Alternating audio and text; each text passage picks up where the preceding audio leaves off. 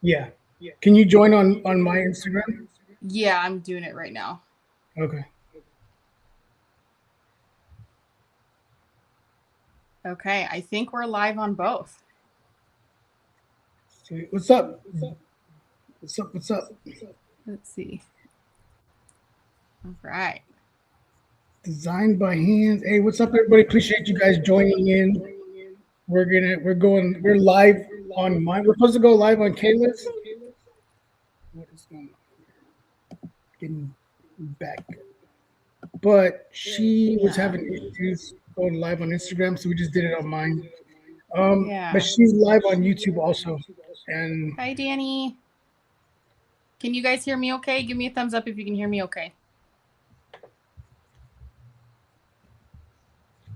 so we're just gonna be talking about anything to do with embroidery. So if you guys have any questions about anything to do with embroidery, I will help you or answer it the best I can. Any questions that you may have about embroidery. Kayla. Okay. All right, I got thumbs up, so it sounds like audio's good. Hi, Jasenia. Hi, Mariana. I'm looking for Hi, yours on Tammy. YouTube.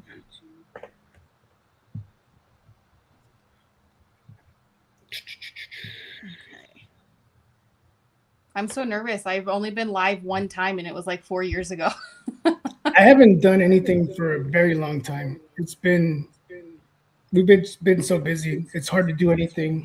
We were It talking about it is. earlier. We were talking about it earlier. I was talking with my wife, and she was like, "You need to do it more." And I'm like, "It's hard because the only time that I have would have time to do it would be on a weekend." And Yeah. so I'm we know trying how to that goes. figure out. Okay, sorry. Are we up on the big screen? Or are we. I can't. I'm on StreamYard. I'm not on YouTube, so I can't see what it like actually looks like. Or is it just white? I'm trying I to just sent you an see. invite. See if you got that on Instagram. Oh, I requested it. Did that not go? Okay. I. Oh, sorry. Okay, good. Okay. Lots of kickback and echoing. Let's see Yeah, here. so just turn up the volume on one of them. Turn it. What's your name on YouTube? K A. How do I mute this? Let's see. I am so not tech savvy. What's your name? What's your YouTube name? It's just Kayla Creasy.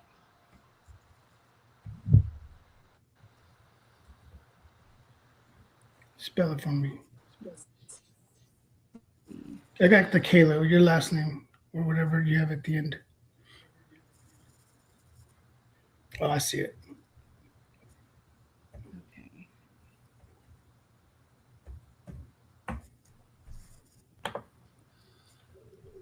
Is the audio still okay, guys?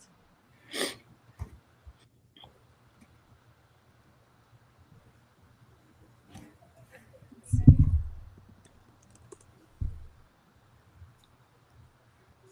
Bear with us while we figure this out. I'm trying to figure out what it looks like.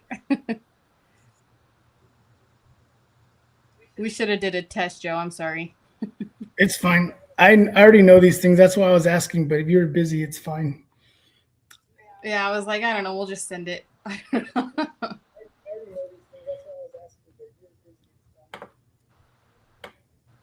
Mute, mute, mute. Okay. Let's see what we got.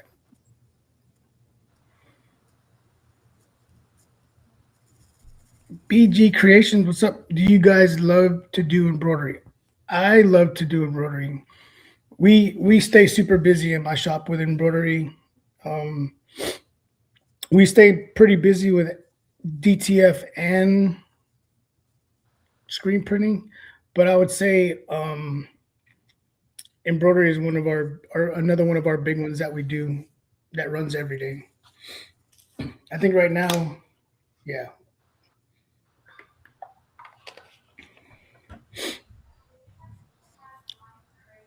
I'm glad you joined.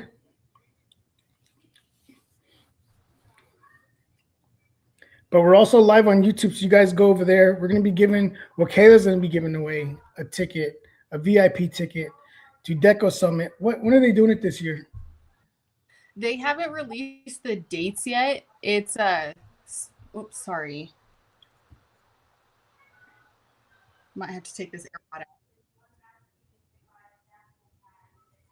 There's like a weird delay. I don't know what's happening. Let me get out of this. Okay. They haven't announced, to my knowledge, the actual dates yet, but I'm pretty sure it's beginning of September, like usual. But yeah, official dates I believe are still TBD. Danny, you should go. It's right by you. Jessica, we're not actually making anything today. We're just doing like a live Q&A.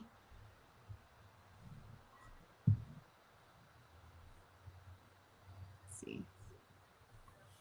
So Alan, A-Dub Productions, was supposed to join us, but I don't know where he is. Do you have dreams of your embroidery machines? I used to. When I first started, I did. Um, but my employees tell me that they do now. They'll tell me that they hear, like they can hear the noises when they go home. Um, but yeah, I'm pretty sure when you first start out, I'm pretty sure you will have dreams of it. It's just natural. Just that constant like humming. Yeah, I get like the thread break beeping stuck in my head. yeah. And then you learn the sounds of your machines as you start to use them more and more. Mm-hmm. There's certain sounds you hear. It's like, okay, 3, 2, 1, it's gonna start beeping because I know I just broke a thread. Yeah. Yep. Yeah. If you guys haven't been to Deco Summit, I think myself, I've gone the last 4 or 5 years, I believe. I don't know. Kayla's gone too. It's a pretty good experience. You get to learn a lot of stuff when you're there. So if you have the opportunity to go to it, you should really try to sign up for it or buy a ticket to go to it. A lot of information that gets put out while you're there. Mm-hmm. Yes, that's actually where I met Joe and Alan back in, I think 2021 was my first Deco Summit. Yeah. So Yeah. I got a question for you. I like to look for so I do like little questions just to make sure if nobody else has a question so that we could keep it going. So let me see. Have you ever had a job that went completely sideways? What happened and how did you save it or not? You're asking me that? Yeah. Um, yeah, I've posted videos about this too. Like I had this big jacket back for this vet that I did, and I did the dog in the wrong color. And I was so sad because I didn't hear from her for like 2 weeks after I delivered it. And she was like, "Hi, the embroidery is beautiful, but the dog's the wrong color." And it felt like my heart got ripped out of my chest because it was like the most perfect embroidery I'd ever done in my life. I was so proud of it, and it was perfect. I, never heard anything that she was like, "Oh, it's the wrong color," and I thought I was gonna die. I felt so bad. Um, I've ordered like boxes and boxes of the wrong color because I didn't realize it was clicked wrong on SNS or whatever website I'm ordering from, and then it comes in and I'm like, okay, now I have 200 shirts the wrong color that I have to return and then reorder. So I've definitely done stupid stuff like that before.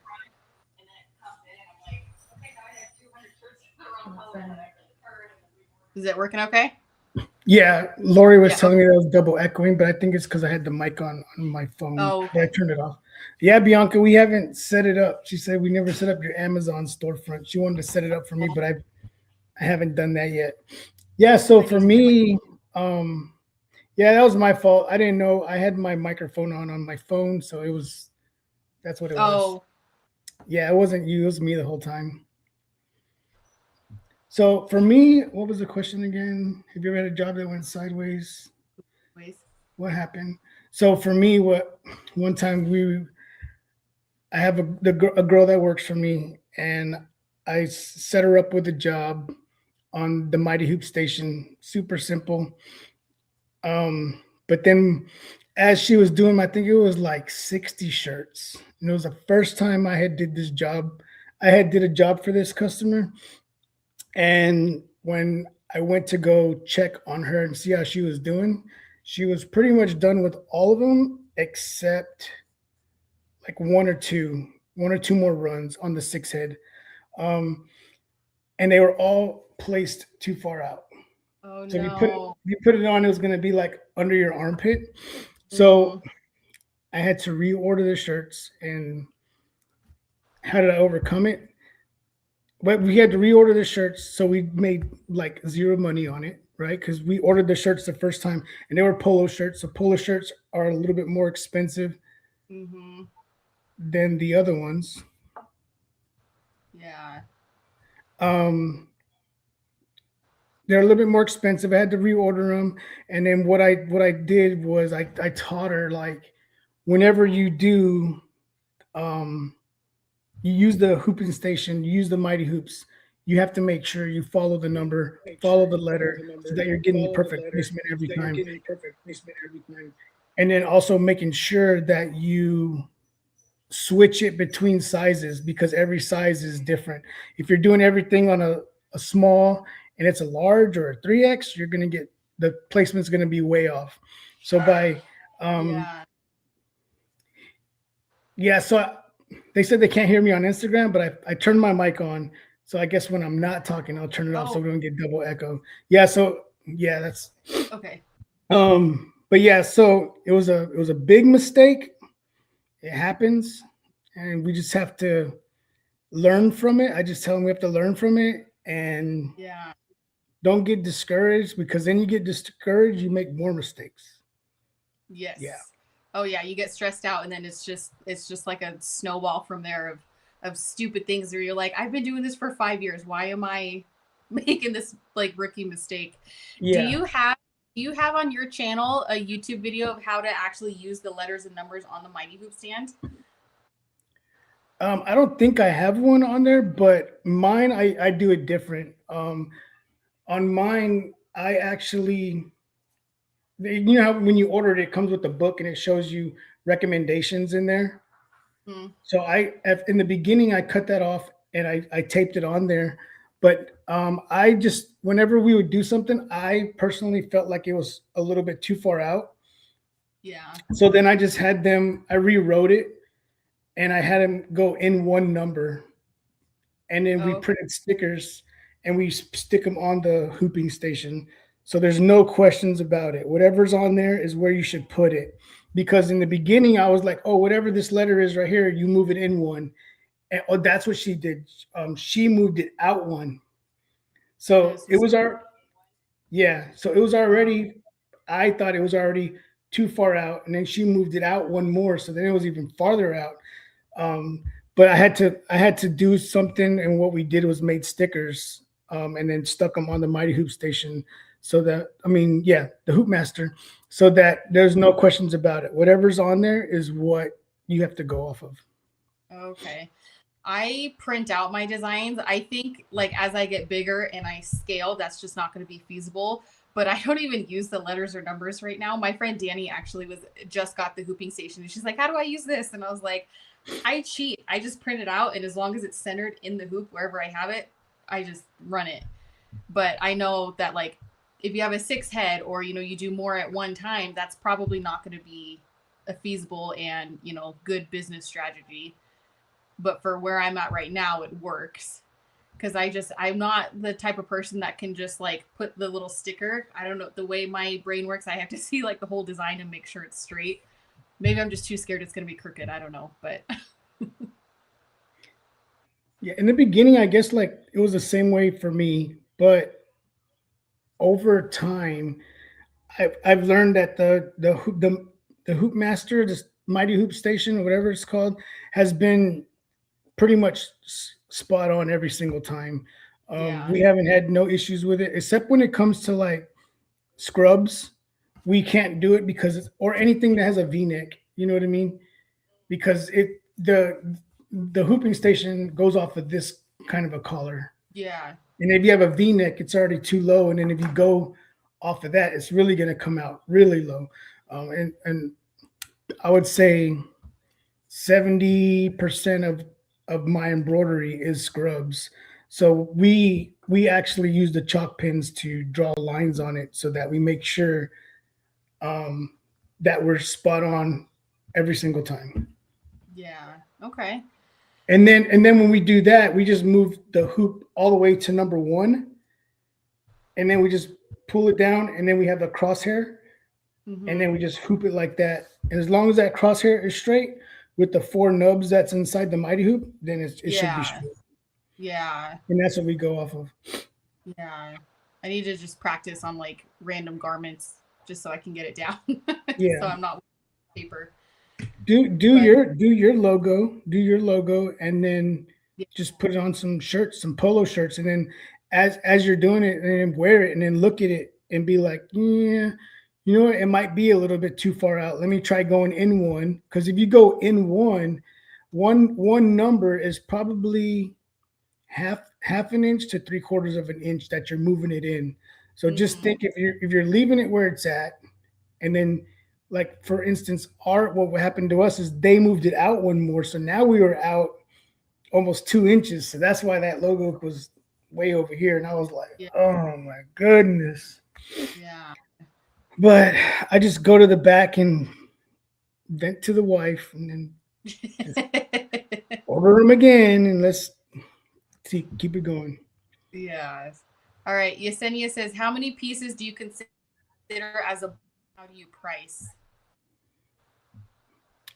So last year, for me, anything that was under 10,000 stitches, um, I charged $12, and that's pretty cheap, because you think if someone comes in and they have a logo, a pretty detailed logo, and it's under 10,000 stitches, they're getting a basic shirt embroidered for $12. This year we went up to Mm-hmm. $15, and we haven't had no pushback from it at all.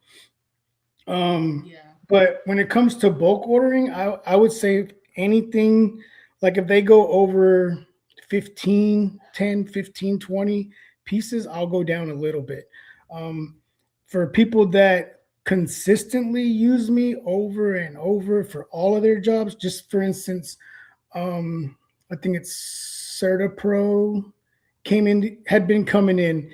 One guy came in, and I was like, "Yeah, we could do it." He's like, "I just need you to match the colors, make sure everything's right, and I'll start using you instead of sending it out." And I was like, "All right, cool."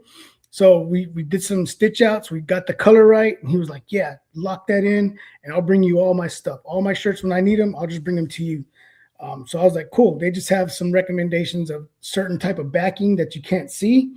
It has to be black backing in the back, and it has to be, the thread color has to be exact. So we got all that locked in, and then he started coming, and then he told another employee about us, and then just Friday, I believe it was, Friday or Thursday, he came back, and he's like, I'm in charge of like 5 locations here. If I tell all the locations to come straight to you for everything, what can you do for me? So for me, what it might not be bulk at one time, but I'm gonna get 5 companies, five different franchises of that company. So I was like, I'll just do them for $10 every single time. You bring something in, it's $10. And he's like, perfect. You need me to sign something? I'll sign it right now. I'm like, nope, you're good. Like, I just appreciate you bringing your work to us. Did you only start like doing bulk orders once you got your six head? Because you had your MT 1501 first, right? Yes. Because like in my experience, like yes, I have 3 machines, but it's still very hard for me to compete with some of these bulk pricings, having only just a couple single heads. I can't compete with somebody like you that has a six head and can Yeah. do 24 beanies in less than an hour.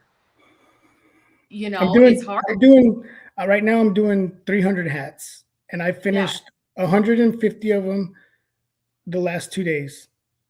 And it's 3D puff. Every hat the hats that I'm doing are 3D puff.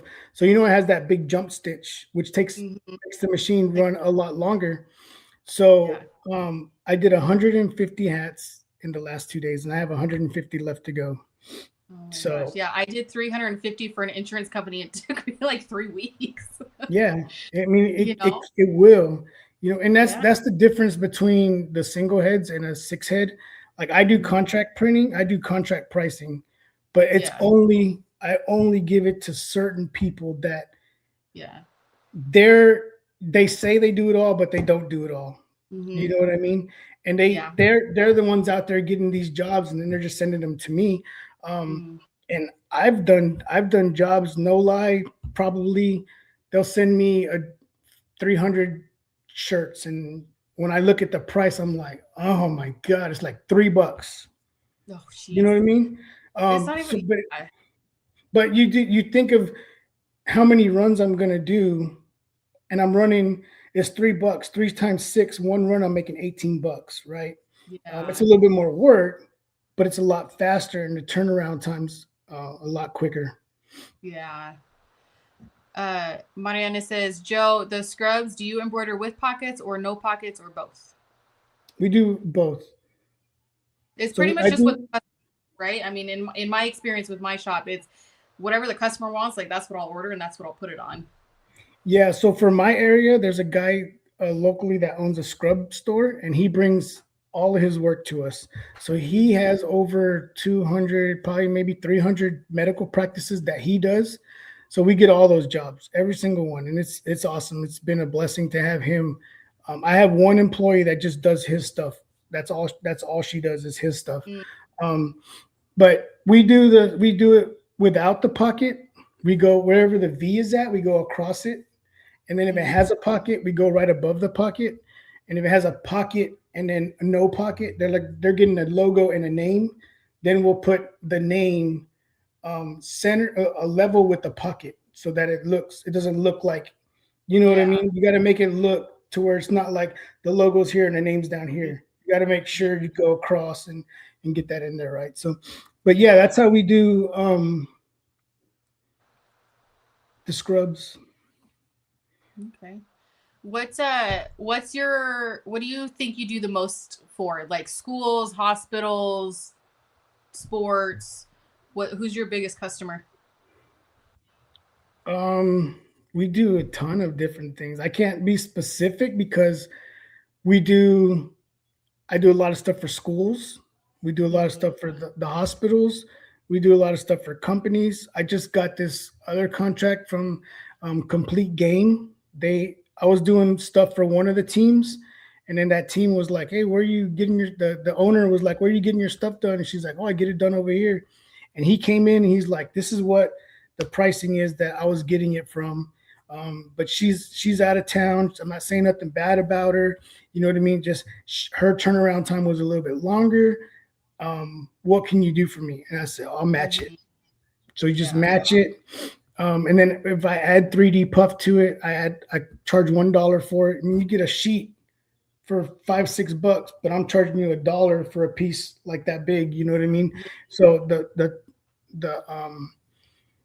the amount of money you can make off the puff just by charging $1 for it Oh is yeah. good. Yeah, those premium add-ons that people forget, 3D puff, metallic thread, things like that, you can all charge a premium price for. Yeah. Yeah. Yep. Yeah. So there's another question on Instagram. Do you have different pricing for schools versus other clients? Mm. It all depends on what they're doing. Majority of the schools, I try to give them a good price because I want to get that contract, if that makes sense. Mm-hmm. So for a lot of the schools here, we do a lot of stuff for the schools, and there's two other embroidery shops where I'm at. One of them's way bigger than me, and then one of them's has a six head. That's it. But Mm. um, we all do it. You know what I mean? And we've all talked before, and there's been times where they don't do 3D puff. I'm the only one in my area that would do 3D puff, so they'll bring it to me. You know what I mean? So for schools, I do try to give a better price because I want to get those jobs. I do some stuff for a school, and the coach that was bringing it in was like, "Next time, charge me more." Oh because the wow. school's paying for it. You're not charging us enough. So I was like, got it. Got No, it. Don't have to tell me no, twice. no taking. No Yeah. taking. That's funny. Do you add a digitizing fee on top or do you hide it in? No, we're straight up with it. You come in, Yeah. it's your first time with us, it's $30. Digitizing is Okay, you charge $30. 30. I don't do my own digitizing. I outsource my Mhm. digitizing. I Me use too. the same guy that I've been using for a long time, so I get like ridiculous price. It's not even worth me or trying to get one of my employees to go learn digitizing because for me, Yeah. it's just a no brainer. Why try to do it when I'm paying less than $5 for Yeah. anything? You know what I Yeah. mean? So all my work goes to the same person and no issues. Yeah. Yeah, I do Um, this. Blanca says that we should have a tour and live class at Heart and Hustle Printing. a tour and live class, right? That's funny. Someone said I don't use. Oh, that was BG. I don't use the hooping station. You got to use it. If you have it, you should use it because it's really good, and you get consistent placement every single time. Yeah. If you're Wave digitizing service just joined. Do you need digitizing? No. Um, but with the Mighty Hoop Station, you get consistency placement every single time. As long as you separate your garments and you know this is small, this is medium, this is large, you can run all the large at the same time, and you're going to get same placement. Hmm. But if you're doing it manually, that's when you might shift it. You know what I mean? Make it crooked.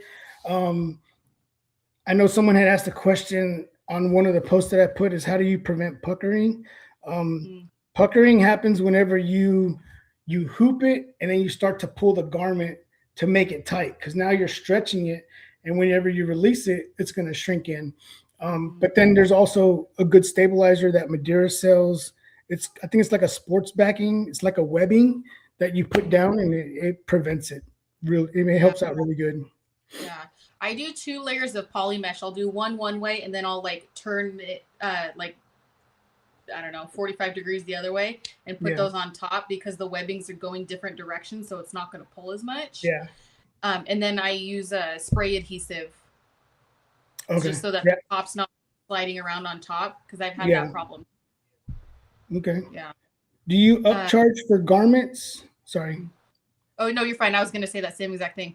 Oh, okay. I do So I do. 100%. Everything that we do is 100% upcharge. Mm-hmm. 100% 100%. mark. Yep. Mm-hmm. So if you The get only it, time I don't is like a family friend. yeah. Or Yeah. employees. Like employees, we give them. Yeah.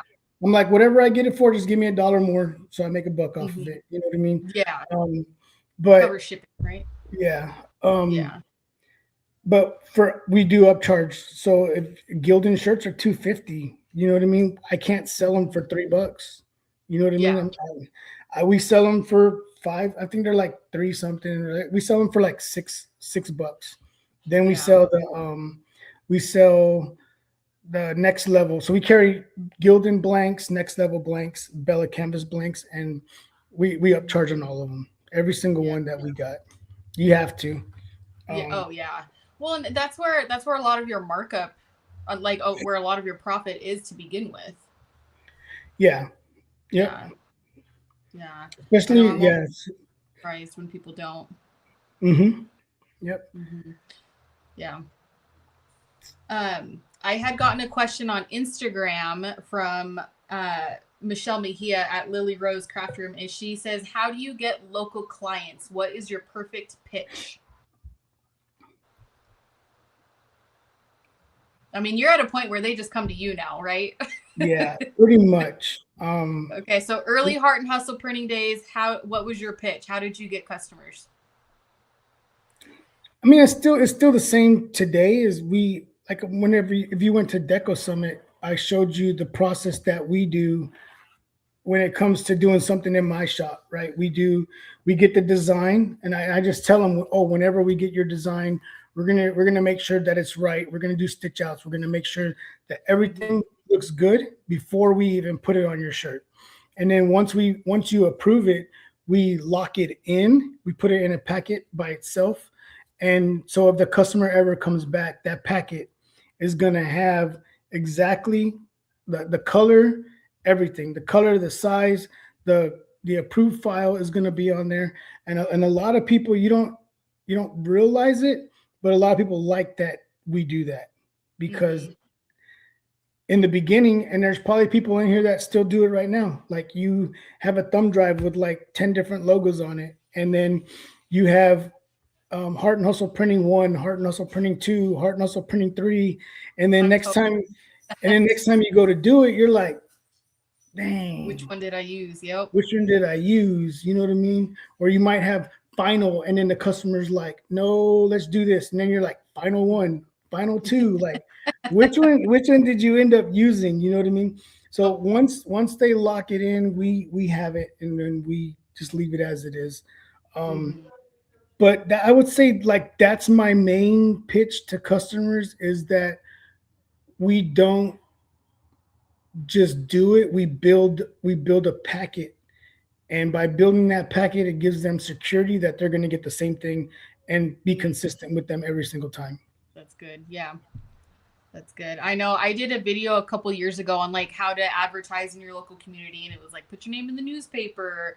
I think just being a member of your local community goes a long ways too, because you can't expect people to trust you and want to invest their hard-earned money with you if they have no idea who you are. They need to be able to put a face to a name and, wear your own merchandise around town. Have a business card on you when you go out and about.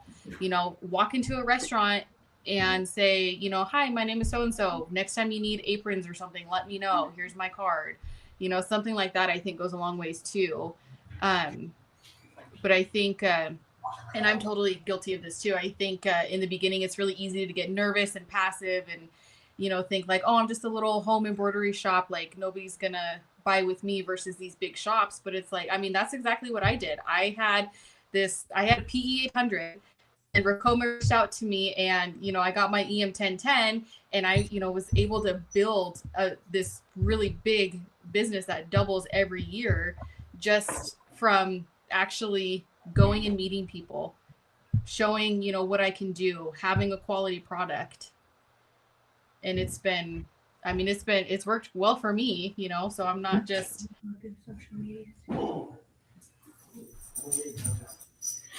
Yeah, I mean, I Yeah. get it. And then like you were saying, like wear your own brand. This is no lie. Yesterday we went to, we were, I forgot what we were looking for, but my wife like, oh, let's go in this grocery store real quick. So we went in there, and then we're just looking at, I forgot what she was looking at, but a guy, it was like those frozen freezers where you could see the other side. You know what I mean? And the guy was like, hey, what kind of printing do y'all do? Because my wife was wearing a hard nose of printing shirt, and she was like, oh, we do this and we do this and we do this. He's like, well, I'm the something of Amazon, and can you print on vest? And we're like, safety vest. And I was like, yeah. He's like, but can you screen print them? And I was like, Mm-hmm. yeah, we can screen print them. It's simple. It's Yeah. probably just one color black. I was like, yeah, we can screen print them. And he was like, because we outsource them to some company in Chicago. And if I could just do it here local, I'd rather do it here. So I was like, Yeah. bring it. You know what I mean? I said, just let me know what they're charging you, and I'll do it here local, and I'll match it. And Yeah. he's like, I'll come see you next week. So I was like, cool. Nice. People So love to just support local. yeah, just little things like wearing your own stuff Mm-hmm. um, is a good thing. Yeah. How do How do you you do? embroider? Go Yeah. ahead. Sorry. How do you do embroidery on tank tops? That's not something I think I've ever embroidered on because they're so I thin. wouldn't for a tank top, a t-shirt. It's like a standard t-shirt like this, um, a tank top. They're just too thin. I believe they're too thin.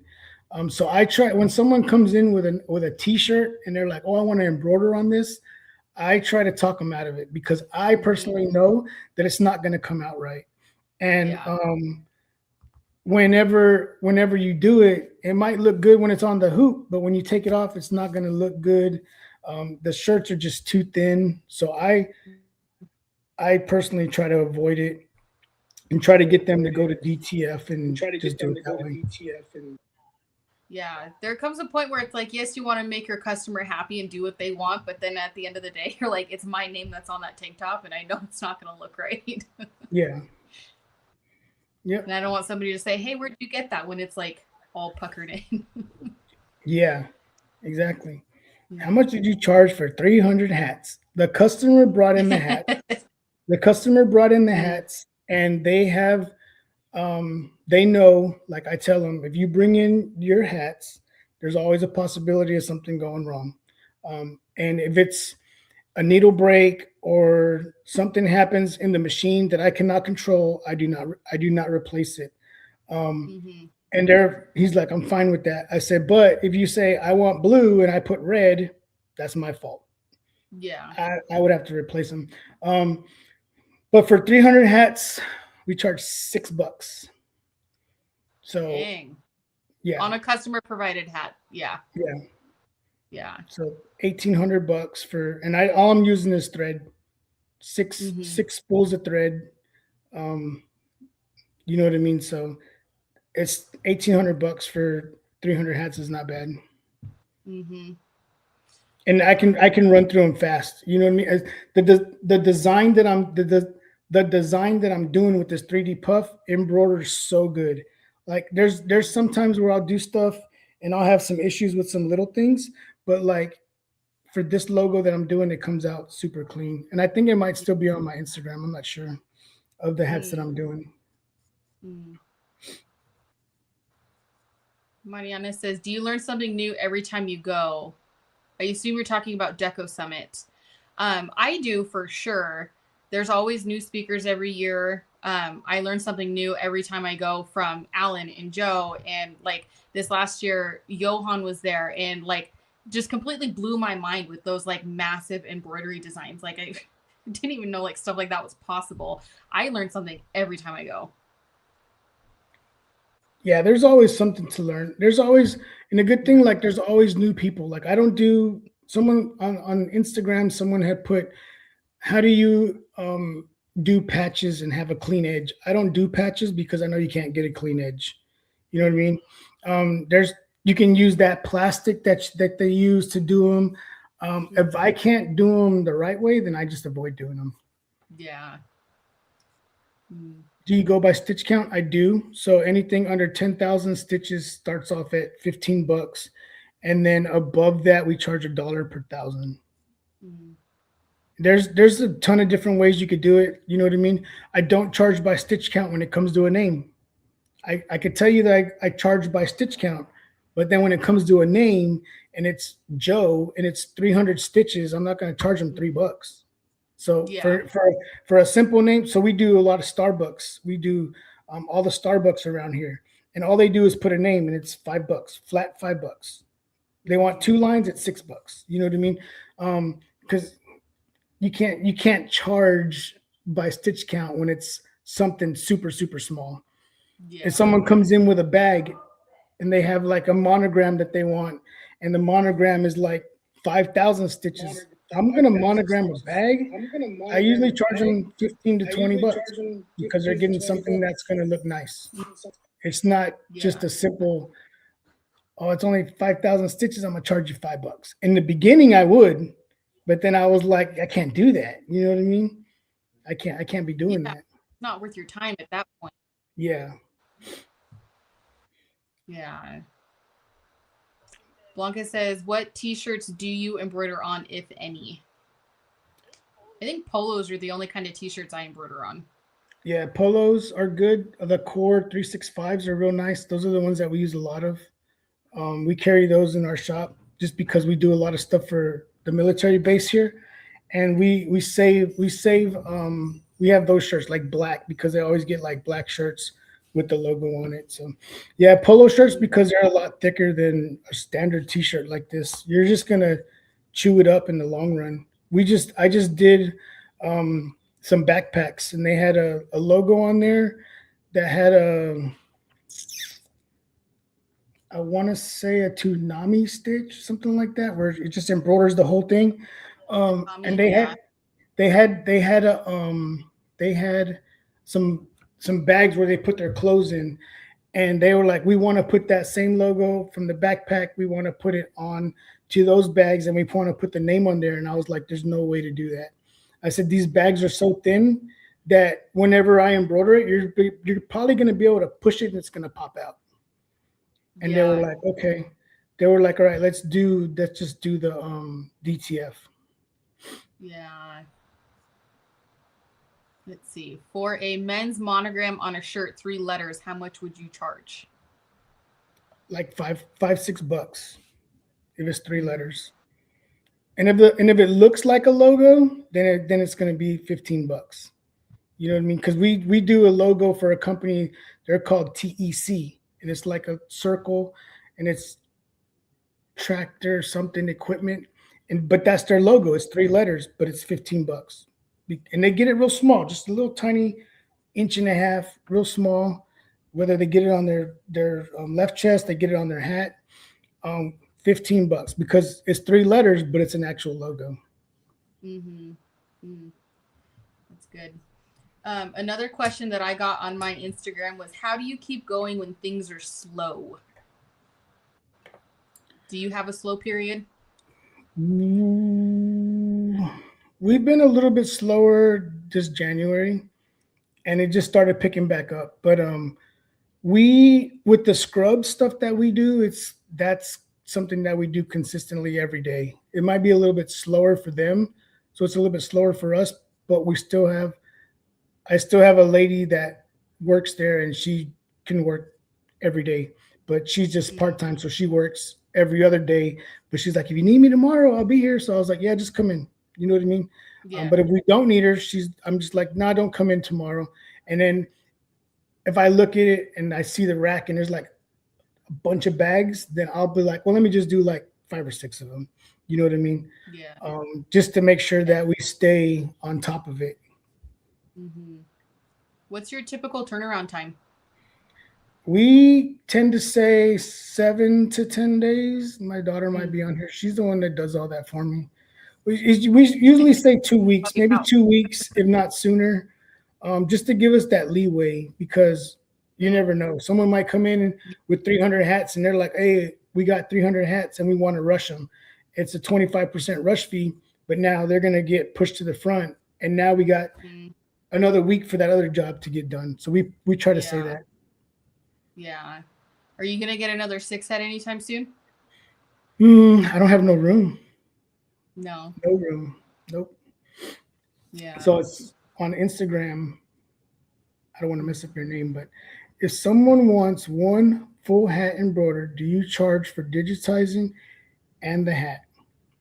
I always get that asked that question because I started out and I always feel bad charging for digitizing and for the hat. I do. We Mm-hmm. charge if you come in. We had a guy come in. His son was graduating, and he's like, I want to get this hat done, and this is the logo that I want on it." And I was like, it's gonna be expensive for one hat because we got to digitize it. That's $30. You're buying a Richardson hat. There we charge $12 for the Richardson hat, and then you want to put the logo on it. That's $15. So you're paying like 50 to 60 bucks for one hat. And Yep. if they want to do it, they'll be like, I'll do it. You know, and Yeah. it's Yep. if it's someone that comes in and they're with a company and they're like, oh, we just want to do one hat to see your style and see how it looks and make sure everything's right, then I'll be like, oh, you know what, I'll just digitize it for free, I don't have to pay for it, and we'll just do the hat. You know what I mean? And that Mm, they like that. You know what I mean? That sometimes you have to waive an embroidery fee, I mean a digitizing fee, so that you can get lock in that company, lock in that client. You know what I mean? yeah. I just did a chef's coat. This guy in town he got for Christmas, and it's like a $30 one from Amazon, and I think his total price was like $68 after tax and everything because I charged him a $25 digitizing fee plus his logo, and then all the other stuff. And so I mean, something as simple as that, you're paying Yep. way more to decorate it than what it costs in the first place. I get Okay. nervous when people bring in their own items. Any tips for me? I just tell customers like when they bring it in, um, you bring in something, we're not responsible if something happens to it. If Mm-hmm. if a needle breaks or something, the machine does something that's out of your control, then I don't replace it. I tell them it's very rare that that happens, but there's a possibility. Now, if I put the wrong color on there, I put the wrong logo on there, then that's my fault. You know what I mean? Yeah. Then I'll do it. I did a job for some people, and they had, I want to say it was like 100 sweaters. I They sent me the DST file. If someone sends me a DST file, I tell them I don't do a stitch out. I don't do a stitch out. But if you want me to, I'm gonna charge you like I'm doing one piece. Because you're sending Yeah. me the file, you should know that it's already good to go. You know what I mean? So they were like, "Yeah, it's already good to go. Go ahead and do it." But this is a good customer of mine. They do contract pricing with me, so I did a stitch out. I sent them the logo. They said perfect. I'm like, okay, is it approved? Don't say it's perfect. Is it approved? And they're like, yes, it's approved. I did all of them, and the color was switched. It was supposed to be. It was like a white outline with. It was supposed to be a blue outline with white letters, and I did a blue. I did a white outline with blue letters. Oh no. Um, so my fault. My fault that I put the wrong color, their fault for approving it. Does that make sense? Mm, So what we did is we met in the middle, and I just deducted 50% of the bill. mm, Sometimes you have to do that, you know what I mean? And that's my fault for doing it wrong, and their fault for approving it wrong. So, and mm-hmm. it was a big thing that we went back and forth with, but we agreed on something, and I still do all their work. So, um, Well, that's happy for good. that. Do you Yeah, have a waiver? I don't, but I need to get one. I should get one. I've seen other Yeah. shops that do have them, especially when it comes to laser engraving. I've seen people have them for that. Mm, yeah. All right. Jerry asks, when you do scrubs, are they mostly customer provided or do you have a supplier? So there's a local business here called Scrubs of Evans, and they do. He's a. You could walk in and buy scrubs. So what he does is all those all those medical hospitals or medical practices go in there and they buy the scrubs from him, and they get them embroidered through him through me. So Mm, I guess I would say the customer provides them because I get them from somebody else. They go in and buy them and then they bring them to me. mm-hmm. But I do have people that come in and are like, "Hey, do you do this logo?" And I'm like, "Yeah." They're like, "Can I just bring it to you?" And I'm like, "Yeah." So they'll just bring it straight to me.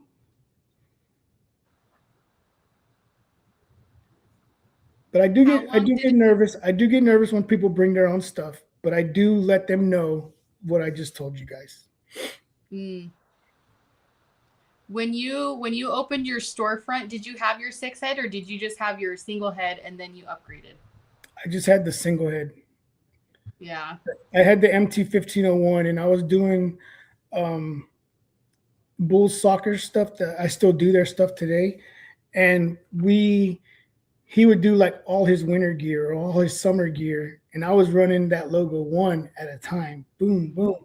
And I would get there early in the morning, stay late at night just to get it done.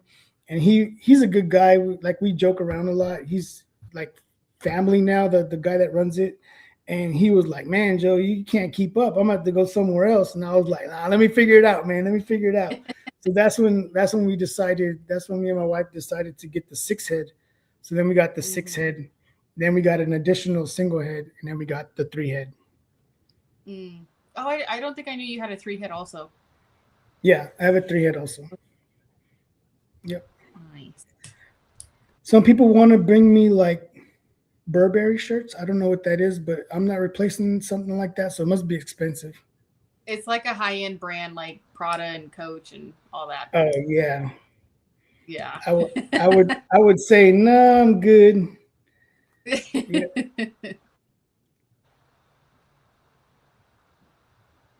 Joe, how do you Yeah. charge for that third party person? For the guy that brings us the scrubs, if that's what you're asking, um, I would say like 99%, maybe 95% of the logos that we do are less than 10,000 stitches that we do. Maybe there's like one or two, maybe I would say like a handful maybe of logos that are over 10,000 stitches. So for him, the flat rate, so there's no guessing, there's no nothing, it's $6. And if we do a name, it's $4. But this way we're both locked in on a price. So when he goes and meets a new client, he doesn't have to say, well, I got to get your file digitized, and then once we get it digitized, we'll be able to see how much it's going to cost and go from there. This way, he's like, oh, this is what I'm going to charge you for embroidery. If you had a name, it's going to be this.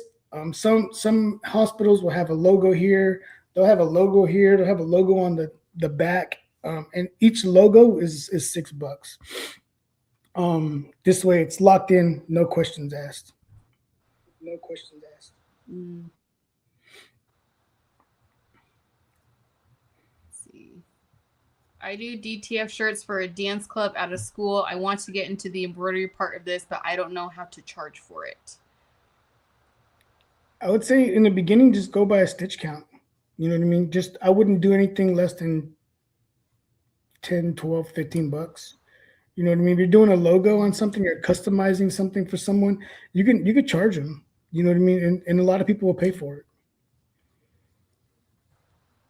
I do DT. Oh yeah. Yeah. What do you use for invoicing? Do you collect payment in full before starting the order? We use YoPrint. So YoPrint is the the software that we use. If you guys want to use it, go to Instagram, click the link tree. It's there. You can get 10% off for your first year. Just got to throw that in there. We use YoPrint, and YoPrint has been one of those things where we can go in there and set it all up. The customer can see the mock-ups. They have to go in there and actually click approve or make changes. And once they approve it, we have a thing in there. Make sure that everything is spelled correctly. Make sure this and that. The colors aren't going to be exact because of the computer, but you know that you want red, we're going to put red. It might look like a shade of something else. You know what I mean? We do use YoPrint, and they have the ability just to pay online and go through there. It's just made it a whole lot easier for us. And then we collect 30% of the bill. 30% usually will cover the cost of the garments or whatever we're doing. Okay. So you don't require payment 100% up front? No. We have some customers that will, my daughter, because my daughter does all my YoPrint stuff, all the, she does all my, she works up front. She takes the order. She talks to the customer, takes the orders, gets everything rolling, and then once it's completed, she'll send it. And she's like, "Oh, they paid the whole thing," and I'm like, "Dang, now I gotta do it.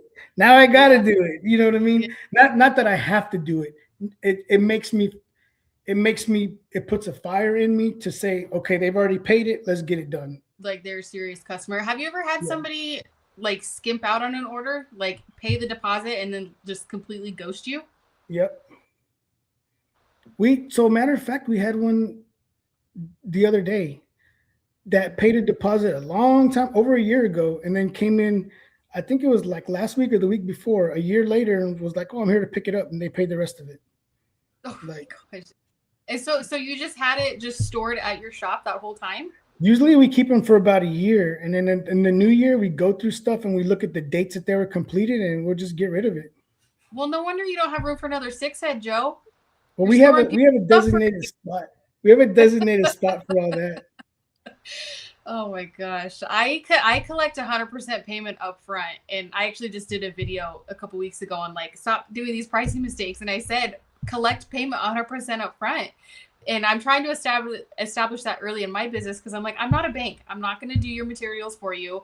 I'm not going to send you a loan. You know, like if you want it, you'll pay for it. And I have never had an issue with somebody, you know, not wanting to pay. I've had I've sent an invoice and people like 2 weeks later are like, hey, is it done yet? And I'm like, yeah. First line of my invoice says Stitch Envy requires 100% payment in full. And they're like, oh, I Yeah. didn't even read it. And then they'll Lori's pay it. Lori's probably watching this in the room and like, yeah, yeah, because Yeah. See, in the Lori and I are beginning, we, in the beginning, I would just be like, oh yeah, I got you. Don't worry about it. And yeah. then I would do it, and I'm like, hey, your stuff is done, and then I would never hear back. And my wife's like, you can't be doing that. Like, first of all, you're Yeah. not a bank. You know what I Yep. mean? You can't just spend $600 on some garments and now Yeah. they don't pick them up. Now you're out the garments and you're out for the job that you did or whoever did it. You know what I mean? So Yeah. that's what made us get the deposit, start doing the Yeah. deposit, I and mean, do you now we charge a do it. storage fee if you're gonna hold stuff for a year? Do you charge any sort of like storage fee or like No, we anything? don't. No, we No. don't. No, but we Yo. just let them know that if they don't come pick it up, that we're gonna get Yeah. rid of it.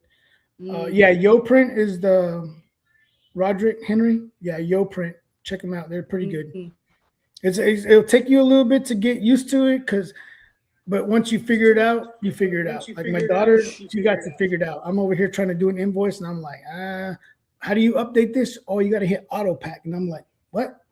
But yeah, but yeah, it's a really good thing to do because you can request everything that you need. They can pay with a card, they can pay with PayPal. All that stuff is on there, and then if they come in, you could print the PO for them, and when they come in, they could just it has a the QR code. They could scan it.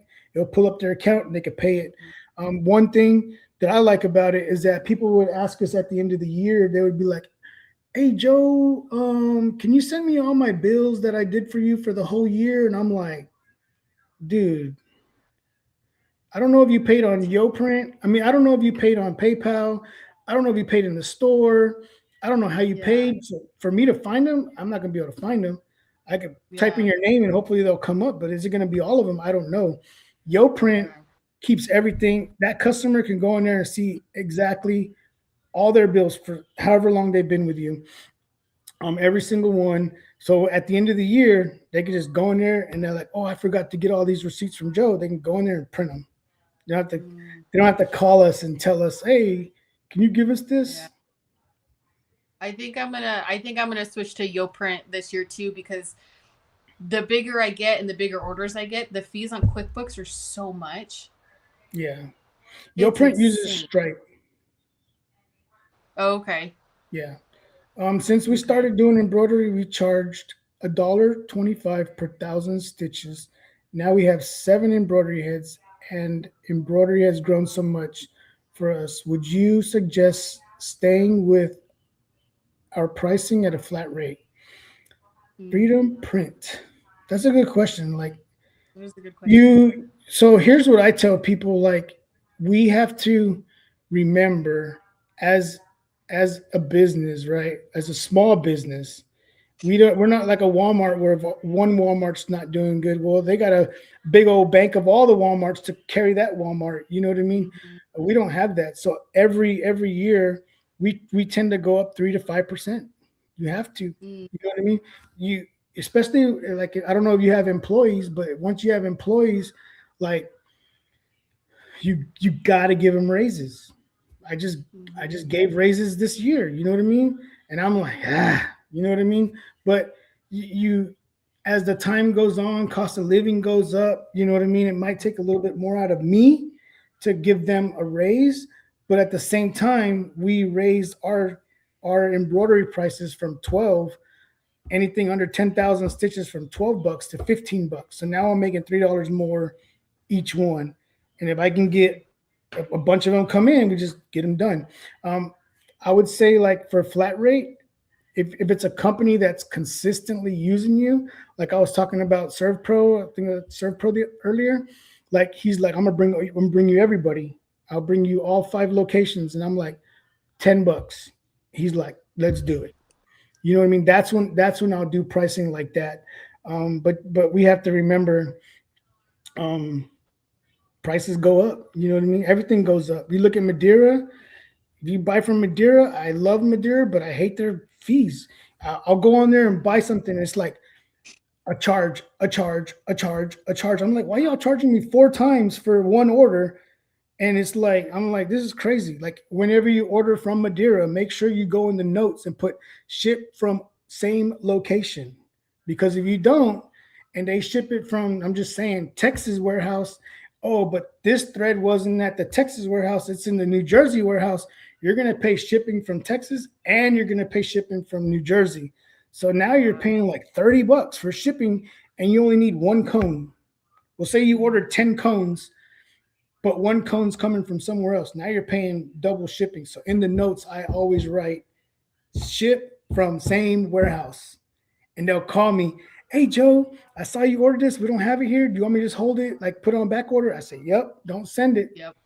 Don't Yeah. try to send it from some. I learned in the beginning, I was like, why am I paying so much money for shipping? They'll charge you a penny, they'll charge you $1. I'm like, what's all these charges for? Like, I'm like, it's crazy. Yeah. Um, All right. I'm backed up on YouTube comments. So let me catch up. okay. Is most of your embroidery items people bring you, or do you provide, or which do you prefer? I don't have any inventory, so I'll either order on the spot or they'll just give it to me. But I think it's mostly people just tell me like what kind of shirts that they're looking for, and then I'll just order it. For us, I don't have a whole because customer yeah, provided. we carry some stuff, but we don't carry a lot of polos. We carry some. But if a customer comes in and they're like, hey, we want to get some polos done, we'll show them the options. And then we usually order every day, every other day from SNS. And as long as you reach that $250 limit, you get free shipping. So that's what we usually do. Freedom Print, also congratulations on 7 embroidery heads. Yeah, if you guys aren't doing embroidery and you're looking to do embroidery, like I could tell you, Freedom Print, like they just told you, Kayla. I remember when she first started, we all started with one, and now it's Mm-hmm. like embroidery is crazy. Like It being is able to crazy. customize something for someone and Mm-hmm. give them a good quality, it's good because Yeah. not everybody's doing it. Um, so it's a good thing to get into. Mm-hmm. Yeah, I think it seems like you look at embroidery groups and all these crafters and stuff, and it seems like there's a lot of people doing it, but I don't think there's a lot of people doing it well. And I Yeah, think a lot of people are doing it like a race to the bottom, whereas we would charge, $16 for a fully embroidered Richardson. Some people are charging, 8, $9. And it's like, how are you even doing that? You're not making any money. yeah. That's where Yeah. I'm at. You know what I mean? Because I'm doing those hats right now for $7, $6 a piece. Um, Yeah. but I didn't buy the hats. I'm just running them. Yeah, You that's know a what I big mean? factor. Yeah. Yeah. And if I would have bought the hats, I would have upcharged on them. Like I have a Mm-hmm. there's a local bar here, and I know the lady that owns 4 bars, right? And she's like, "Hey, we're getting ready for our St. Patrick's Day stuff. How much would you charge me for 300 white shirts?" And I'm like, I'm gonna if I order the shirts because she's a friend of mine, I'm gonna charge her $1 more per shirt. So if I Mm-hmm. get them for $3, I'm gonna charge her four, right? I'm Yeah. still making $300 off the Yeah. shirts. You know what I mean? You don't you to when you get certain people, you have to know, okay, I can help out or I can't. You know what I mean? And if you can, you can. If you can't, then don't do it. You know what I mean? Yeah. But but Yeah. I know she can order them from SNS or Jiffy. You know what I mean? So for me to say I'll order them for you, but I'm only going to charge you $1 more per shirt, they're like, oh, then you just do it, Mm-hmm. and then you make $300 for just ordering Yeah. shirts. You know what I Yeah. mean? Um, so Mm-hmm. that's what I tend to do. Where do you where do you order blanks from? Do you apply for the tax exempt?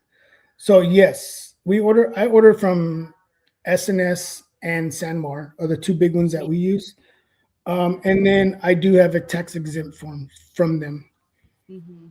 And the bigger you grow in your company or your business, find out who, find out what. companies are out there that can be tax exempt and get them to fill out the paperwork for you, because every month we got to turn in our paperwork and pay taxes on it. You know what I mean? So every month Hmm. I got to pay taxes. But the more tax exempt, so say we made 30,000, but 20,000 of it was tax exempt, we only pay taxes on 10%. I mean Hmm. 10,000, not 30,000. But if you're charging Yeah. everybody those taxes, you have to pay the taxes on all of that. You know what I mean? Yeah. So I have a CPA. Um, if you don't have one and you're doing this at a larger scale, it's good to have one.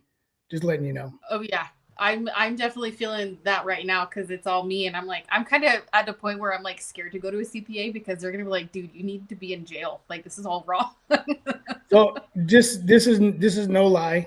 Um, I'm gonna be just tell y'all straight up. When I first started this, I was just like I thought I was doing it at home. I just walked in this building Yep. and I walked in the building and I was like, how much they want for this? Oh, I'll take it. You know what I mean? Hmm. And I just moved Yeah. in there, started fixing it, painting it. Didn't do nothing fancy to it. Just painted some walls, scraped some floors, and then started working out of it. You know what I mean? Hmm. To find out, oh, you got to go to the city. You got to put in that you're going to open up a print shop. You got to put that you got to get approval, like that nobody in the area is going to deny it. There's a lot of factors Hmm. that go into it. You know what I mean? So, Yeah. Yep. um, I did it all backwards, but I'm still here, thankfully. You know what I mean? But my first couple of years, I wasn't paying the taxes. You know what I mean? And my wife was like, "Whoa, what are you doing?" Because Yeah. we had the vinyl stand and Heart and Hustle printing two Yeah. different locations, and she was Yeah. taking care of the vinyl stand and all that stuff, and asking me like, "Whoa, what's up with your paperwork?" And I'm like, I don't I know. don't know. So then when I actually hired someone to do it, she kept giving us the runaround, and I was paying her all this money to do it. And then one time she told me, "You're lucky they haven't gone and locked your doors." And I'm like, "Well, what am I paying you for? Like, I'm paying you to do this. Yeah. Why aren't you like I given you access to my account, my PayPal account, my Hmm. Shopify account, my every account that we use, Stripe, everything that we use, anything that money comes in through, you have access to it. So why are you telling me that we're lucky no one has come and closed my doors?" Yeah. And she was like, "Well, this, that." And then we'd hang up. And then like 5 minutes later, I would get a bill for like $300 because I talked to her. And I'm like, what the heck, dude? I met this I was. lady that I met this lady that has a business too. Her husband was one of those that promoted it but didn't do anything, and she started using us. So she turned me on to her CPA, and that dude has been phenomenal. I Hmm. love him to death, and I'll recommend anybody to him because he knew nothing about this print stuff, but he's learned it with me. You know what I mean? And Hmm. whenever he ended up getting my books all right, I think I owed like 30 grand. And Oh I my was gosh. like, what the heck, dude? And he's like, don't worry about it. Don't worry about it. Yeah. We don't gotta rush to pay it. I'm gonna put you on a Yeah, dude. payment plan, and then you'll be good. So I think this is my last year that I gotta pay on it. And I pay Wow. like $700 a month. You know what I mean? On back taxes because someone I wasn't doing it in the beginning, and then I hired Hmm. someone else to do it. They weren't doing it for me, but now it's straight. He charges me 175 a month, and if I go somewhere and I eat somewhere or we do something as a company, I take a picture of it, send it to him. He's like, "Thank you." Yeah. He's not like, "Oh, I'm gonna send you a bill for that." You know what I mean? I could call him and be like, "Hey man, what's up, man? Here's my question. Boom, boom, boom. Oh, I got you. This is what you got to do." And I'm like, appreciate it. And then Yeah. beginning of the month, 175. You know what I mean? But for him to get my books right, it was probably like 3 grand. But my books are right. Yeah. You know Yeah. what I mean? I So don't have do to it worry right about that. thing. What was that? Sorry, it broke up. I said so do it right from the start is what you're saying. Yeah, do it right from the start. Get it going. Um, that's why even Cash App started making you put where you're sending your money to or what you're paying it for. You know what I mean? Because they want to make sure that you're not doing stuff. You know what I mean? There was one time when I first started using YoPrint, I didn't know it was using Stripe. So as it was using Stripe, I was like, where's all my money going? Like I know we did X amount of dollars, but nothing is getting deposited into the account. So I'm over here freaking out. So then I log in. I was like, let me try to log into Stripe. I'm using Stripe. I never even logged into it. So I logged into it and I was like, account on hold, like $10,000. I'm like, why is it on hold? They were like, oh, you're reselling stuff. You need to send me I had to send proof that I had the right to buy shirts and resell them. So Oh I my had to go gosh. on SNS, download my stuff, send it all to them for them to release my money. Yeah. Yeah, because they saw like, oh, this dude's buying stuff and reselling it. You know what I mean? Mm. So All right. Let's see. Is it bad business if I ask who and what they currently pay? I would say no. I ask. Yeah. So I tell people when they come in and they're like, well, I'm using this company right now and they're doing it, but they're out of town and I would rather use you because you're right down the road. So I'll ask like, oh, like what do y'all pay? Or I don't even ask them what they pay. I'm like, when you have time, send me an invoice and I'll see if I can match it or beat it. You know what I mean? Mm-hmm. And when they send it, I'll look at because you don't want to bite yourself in the foot and say I'll beat it and they're charging $6 and now you're like, damn, I gotta do it for Yeah. 5 or 550. You want to say, Yeah. I'll see if I can match it or beat it. You know what I mean? And if they send you something that's like they're paying $20, you'd be like, I'll charge you 15. They'll be like, done. Let's do it. You know what I mean? So it's not bad to ask. I usually do. Like the 300 hats that I'm doing, they came to me and he was like, this is I was asking him like, if you send me a bill of what you pay, I'll try to match it or beat it. And I beat it by like 50 cents. So he was like, cool. Mm. Yep. Yeah, that's a good way to do it.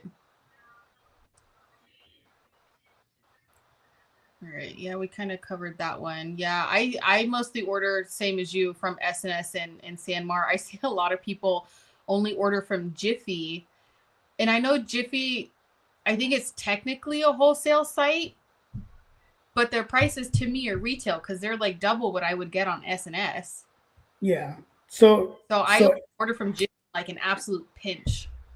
yeah, you can go to SNS and you can like if you go to my website, I have basically my own website on there from SNS. And it's like live stock that SNS have. So you can go in there and make your own and add it to your whatever you want to add it to. And then you become a Jiffy. You know what I mean? Mm, Like I'll look at people that were like, "Oh, just let me know what you're gonna charge me because I can order the shirts." And I'm like, "Okay, where do you order your shirts from?" They're like, "Oh, I order them from Jiffy." So I'll go to, like, say they're ordering comfort color sweaters, right? I'll go to SNS and I'll be like, I get them for $12. I'll go to Jiffy and I'm like, "Oh, they're getting them for $19." mm-hmm. I'll give it. You can order them from Jiffy.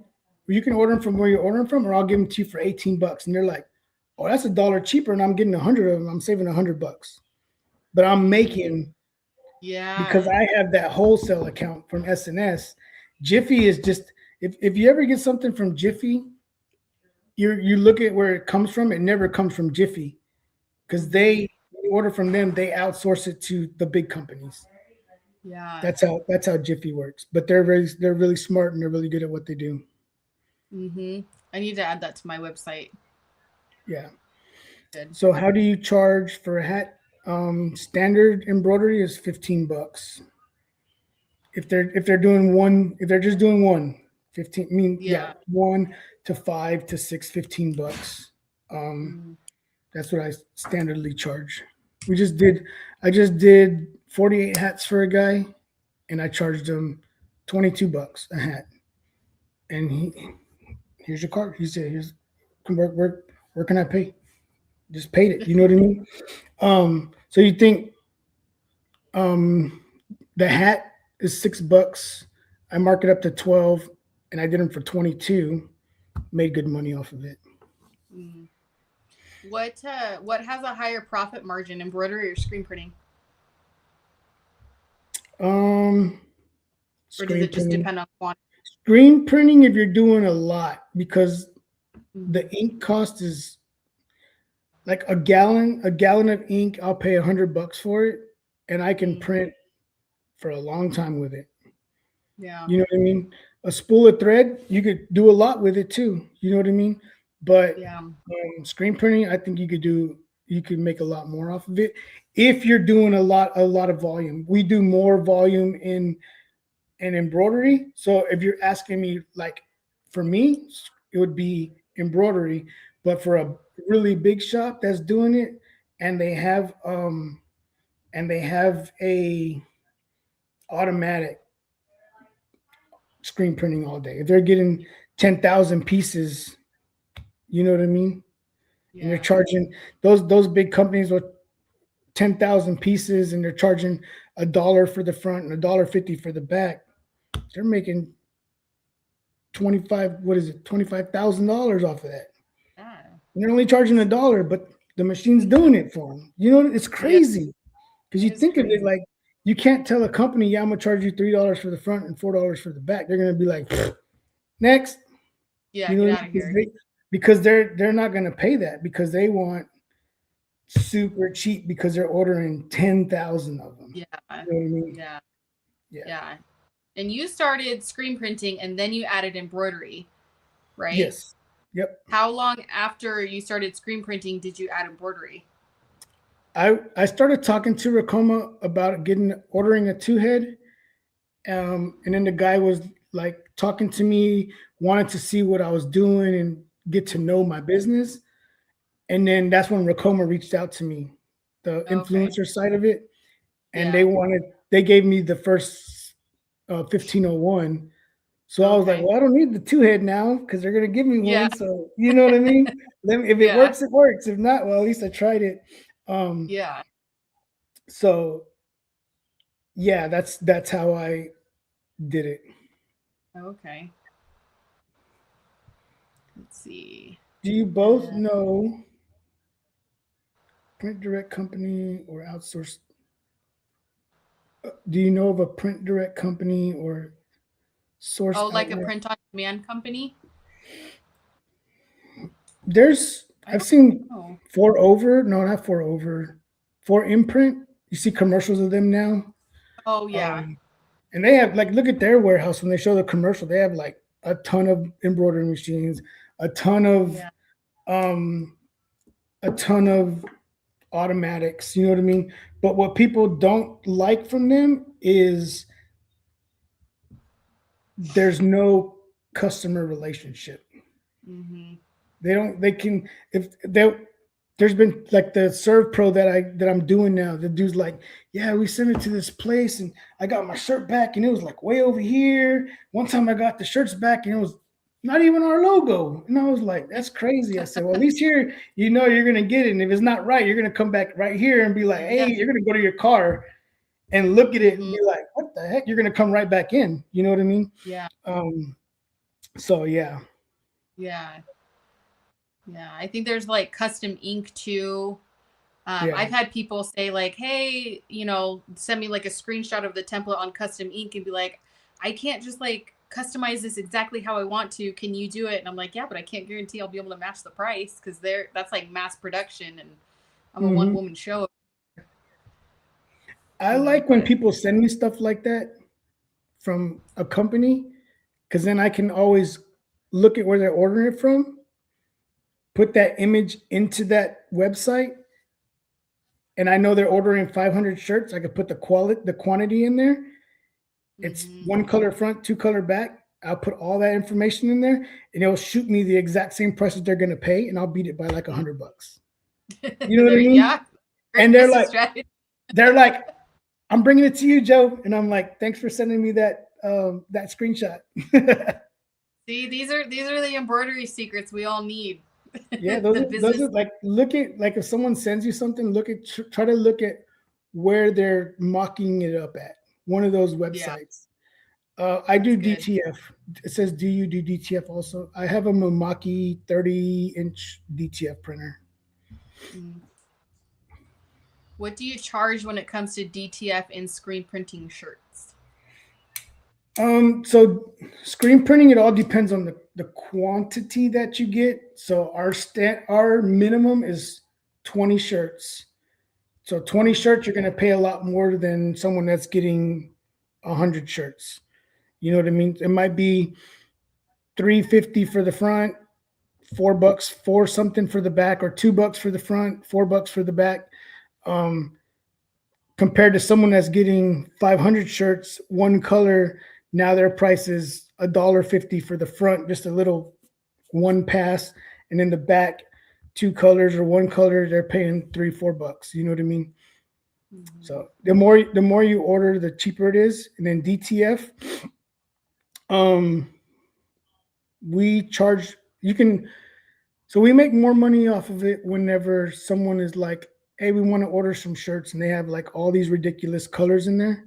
We'll just do them seven. I'm not even sure. I don't want to lie to you because my daughter's the one that sets it all up, but it's usually like 17, $18 a shirt when it Mm. comes to doing, or a sweater or whatever it is. But if a customer comes in and they're like, "Oh, I want need to order a roll," they're gonna pay $200 for the roll and go home and press them themselves and make good money off of it.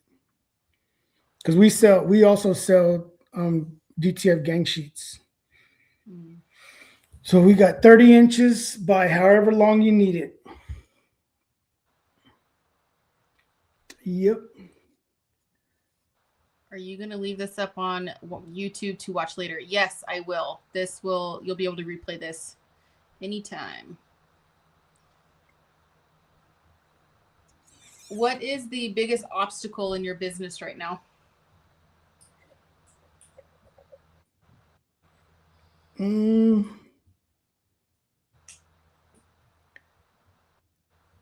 I guess the fluctuation between month to month.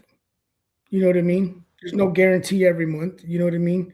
Um, at the end of the year, we can always pull and see like, oh, that's why we're so slow right now. Because if you look at the past two Januaries from the last 2 years, this is what we did. But then if you look at February, that's where it ramped up. You know what I mean? Um, I think that's the biggest thing is not ever knowing. You know what I mean? That's the biggest thing is not ever knowing, because this that we do is not, it's scary. You know what I mean? Because you're doing it, and if you're not, and if you don't have the customers or the clients, like it's hard to step, like for you, for instance, you're like, I want to get my husband to do it, but he's not all the way in it yet. He's there, but he's not all the way there. And it's scary. It's one of those things that's super scary. You know what I mean? Like, Oh, do I yeah. go, do I do this? So I give all to this, and then something happened, and then I'm like, what did I do? Mm-hmm. Or do I do it, and then I'm like, I'm glad we did it. But just know if you Yeah. do it, you're going to be working a lot more hours than you do at a regular job. Oh, yeah. Yeah, that's definitely my biggest obstacle right now. Like, we have such big growing pains right now. Like, the revenue that I've been able to do in just this spare room in my house with just me working only a couple hours a day, I mean, is crazy to me. And I'm having massive growing pains, and I'm just like, okay, like, if I can do this with no advertising, most of the town doesn't even know I exist. Like, what would happen if I actually had a storefront? I'm very With it, confident that we're yeah. successful, but it's just, making that jump is terrifying. And like I my would husband's say, job is secure. And we have to think of stupid things like, how are we going to pay for health insurance? yeah, like It's scary. always look at like whatever's in your location and see what like the average rent is there, and then Mm-hmm. see if you can cover that. But remember, like whenever you do that, like you got overhead. Mm-hmm. When you get internet for a business, it's not like internet at home. You're not paying $50. You're paying like Yep. 150. You know what I mean? The light bill, the water bill, whatever bills come with it. Make sure you can cover that. You know what I mean? Um, because you want to make sure that you can do that without having to worry about it when you jump into it. The good thing with you is like you won't need employees right away. Yeah. As if you get a storefront and you get it, you will start to see like, I can't keep up. I gotta bring someone in. You know what I mean? And that's when you start to figure out, can I bring someone in? Can I do this? You know what I mean? But like in the beginning, like when I first started, it was just me. Me and my sister-in-law Yeah. was working there, and Yeah. I was like, I don't know what's gonna happen. I don't know what's gonna happen, but all I could do is just hope that it happens. You know what I mean? And Yeah. it's so far it's been good. Yeah. How long did you do it at home before you got your storefront? Uh, so I started doing this when I was in the military still. So I just started doing it when I was in Washington State, and then when I moved after Washington State, we moved down to Georgia, and then I think I was here for like a year, maybe a year from doing it out of my house, and then that's when Anatol reached out and was like, "Hey, we want to give you a whole screen printing setup," and I was like, "Well, I can't fit this in the house." You know what I mean? Yeah. So that's when I was like, well, let me take it outside and see what happens. You know what I mean? And we had just sold our house. So my wife was like, whatever you need, just use it. You know what I mean? So I had a little cushion Alan to was sit the on, one. for a little bit. You know what I mean? What's up, Yeah. Alan? Hey, how are you? Where How have are you? you been? Listen, I'm running late because the orders don't stop. So I didn't anticipate being here. I didn't anticipate being in the studio. But what can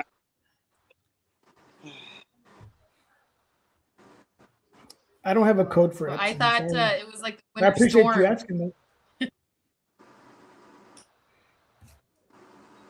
Say that again, Joe. Sorry, it cut No, out. on Instagram, someone was saying that they were looking for an Epson Oh. printer, and they asked me if I had a code, but I was like, I don't have a code, but I appreciate you asking. Oh. And yeah, I need to come down to Well, your shop whenever y'all want to come down. Let me know. The door's always I know open, I was saying Monday that through Friday. down? Take notes. Well, if Anatol ever wants to reach out to me, I'm in the market for a screen printing press. I'll make a YouTube video every day. Yeah. Alan, how are you? I am swamped right now, but I'm good. I'm good. Swamped How's is the good. Swamped is definitely good. Yeah. Yeah. Did you stock up on your blueberries for the storm? You said that the other day in your live. You're going to stock up on your food. I actually did. I got some yesterday, as a matter of fact. Yeah, we're expecting it tomorrow, Sunday into Monday. It's low 50s over here, baby. It's nice. Must be nice. Yeah. It's nice. Okay, let's see here. Dolores said, I need to outsource screen printing jobs. I buy transfers right now. I don't outsource it. I buy transfers and press them myself, and it's been working really well for me. But I definitely am like, all right, this is taking too much time. I need an actual press now. Hey, you can outsource to Joe. Joe does screen printing, right? Yeah. Yeah, I do screen printing. Outsource to Joe. Yeah, if you need screen printing, and it's a simple job. I don't do like these CMYK, and I don't do none of that stuff. I keep it simple. Okay, 1, 2, 3. color, maybe 2 colors, but 1 color definitely, right? Yeah, definitely 1 color. Black ink all day. No, but I'll do 3, 4 colors, whatever it is. But I just don't like whenever it's like one of those CMYK prints. I don't mess with that stuff. Yeah, it's a lot of setup. A whole Yeah. lot Yep. of I keep it simple. And the majority of the stuff that we do is like lawn care services, 1 color, 1 color. A bunch of outdoor services that we do. So they don't need all these fancy colors, because then you start hitting them with the price. They're like, ooh, setup fee $20 per color. Exactly. They're like, no, let's just do 1 color front, 1 color back. Cool. And most people don't. They say they want bulk, but they don't really want bulk that it takes to be with the fee that's involved is significant. So yeah, they're not quartering enough. So yeah, they'll be like, yeah, we need I'm gonna order bulk, and you're like, okay, how many are you gonna order? 20? Right. Get out of here. Go away. Yeah. Is DTG more expensive? I don't have a DTG. I've never had a DTG, so I can't speak to that.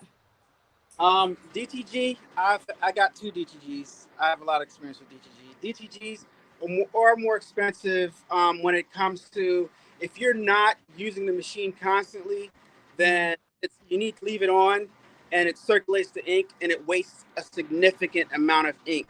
And with DTG machines, most of them that are on the market in the US, you have to use the proprietary cartridge-based inks, and they're not cheap. They're not cheap. So, and you have to keep the machine filled with inks so that the print heads don't get clogged. So if you're not using it on a consistent basis, then it's really expensive to just own one. Yeah.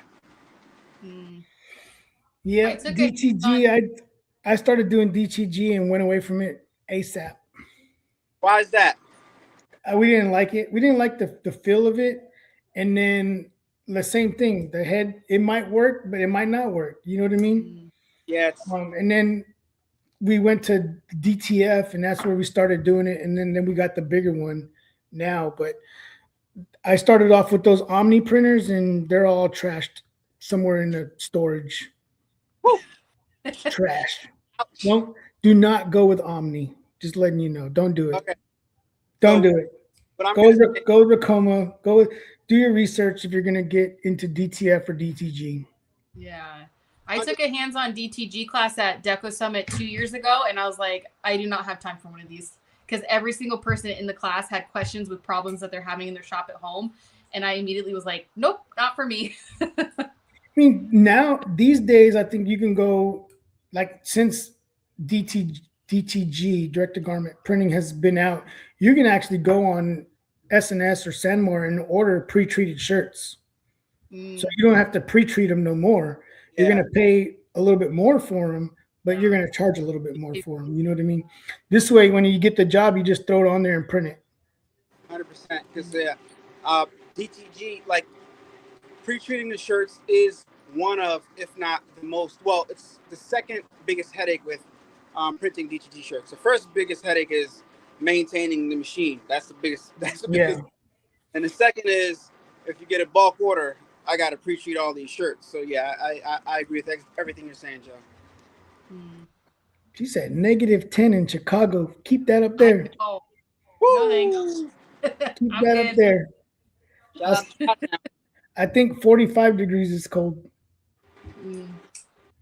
I don't know what it is right here right now, but I had to bundle it up to get to the studio today. So, Alan, you moved from a storefront back to your house, right? So you operate out of your house? Not out of my house. I operate out of my mother's house. Okay, so do you want to know why? Yes. Okay. I found that I got a shop for all the wrong reasons. And I didn't get a shop like a storefront. I got like a warehouse type of space. And I primarily got it, to be honest, because I felt like I wanted to hire somebody, but I wasn't in the position where I needed to hire somebody. So I did it kind of prematurely. And one of the main reasons why I did it, to be honest, is because it looks good on YouTube, right? And I was able to get it, and it wasn't such a big financial strain on me at the time. But what I realized was I had all these grand plans with the place, but when I got the place was actually a hindrance to growing my business, because I was concentrating on, it was kind of like a stressor of having to pay this bill, even though it wasn't that significant at the time.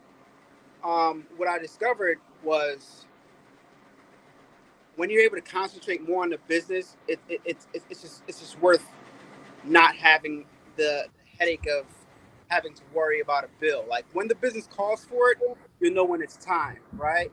But I don't think that it's something that you should do if you're just, I don't know, if you're just starting off, or if you have to think about it, then you probably are not at the point where you need to get a space. Yeah. So what I found now, when I moved to where I am now, I'm actually getting more business because of the location. Location is very important. You guys hear location. Location is very important. So I live close to a lot of where my work right now, where a lot of my customers are. So I'm able to service them fast.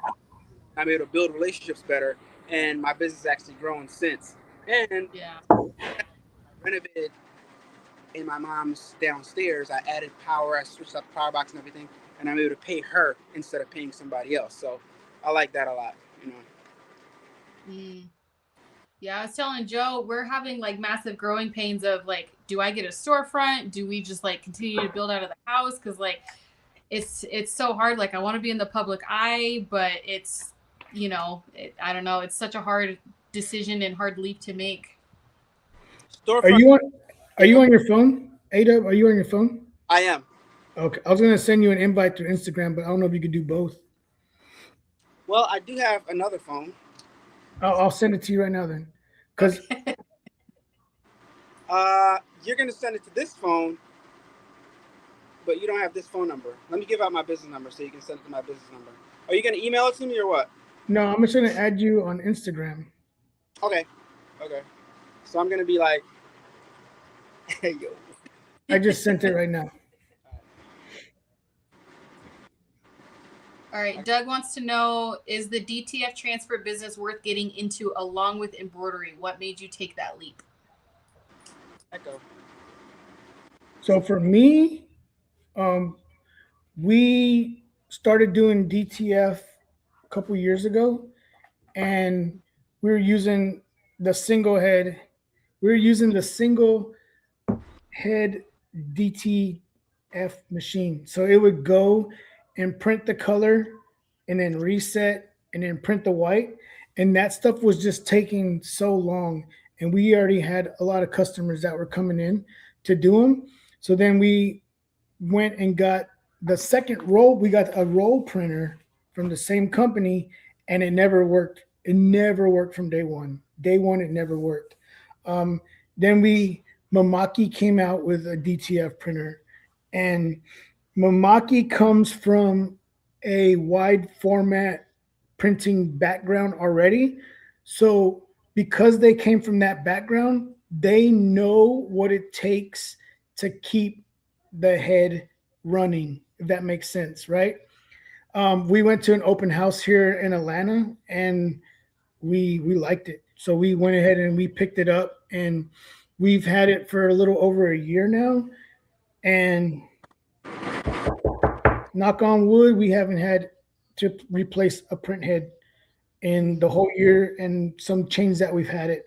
The only thing that we've changed, um, because we print so much with it, is the dampers, because the dampers will eventually run out, and then the ink will just seep out slowly. So as it's printing, you'll see some white streaks of white. But that's $100 fix. We order what's $200.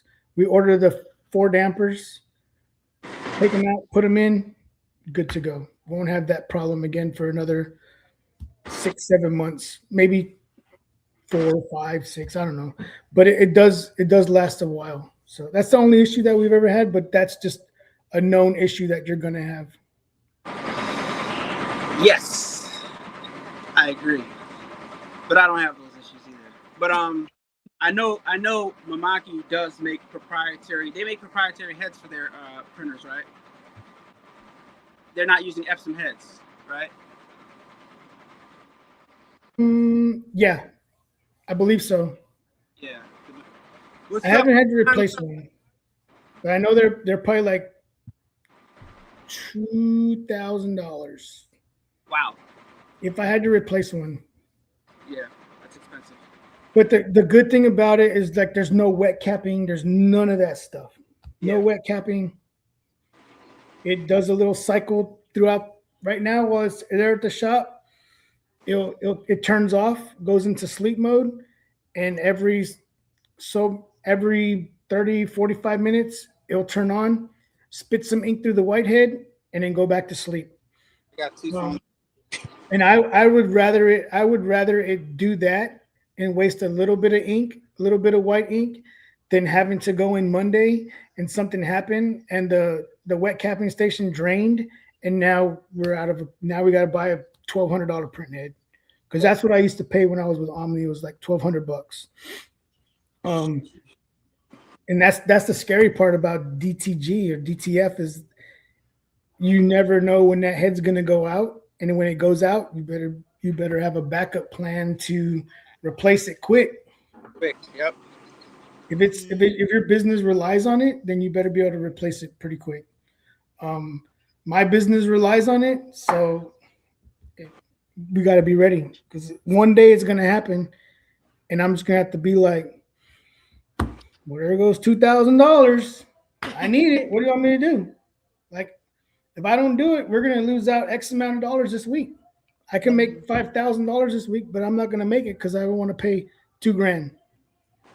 Just saying, you know what I mean? Just throwing a number out there, but um, you just have to be ready for it. Yeah, I think that DTG as well as DTF, majority of people don't need to own the machines. That's what I think. Reflecting back on the industry and what I'm seeing in all the groups and what everybody's concerns are about with print heads getting clogged, et cetera, um, and how many used machines I see on the market, it seems to me that, and the complaints, the consistent complaints I hear about most of the machines, in my opinion, I think most people that are thinking about getting one of the two probably don't need to own them because they're complaining about heads getting clogged. They're complaining about, you know, the ink costs and a bunch of different complaints. But they probably don't need to get them because, you know, for the same things that you said. You know, print heads getting clogged, and people don't know how to maintain them. That's what I found because with my DTG and my DTFs, of course, I went through the learning pains of the specific machines. But now that I know how to treat my machines, I don't have any problems with them. And that's what leads me to the final conclusion that most people don't know how to take care of the machines. Yeah. Therefore, they don't need to get them. Yeah. Yep. You'll see people converting standard printers to DTG printers, DTF printers, and it's not going to last because there's no way to keep that head wet. There's no way to, you know what I mean? You might be able to do a day of printing or maybe a week of printing, but after that, you're going to be out of printer. Yeah, I agree. Is there a bulk ink option on the Mamaki printer? There is, but I don't do it. They just came out with it where you can attach it to the top and put the big bottles.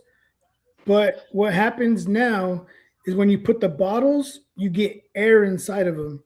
So if that air goes through the line, you could clog the print head.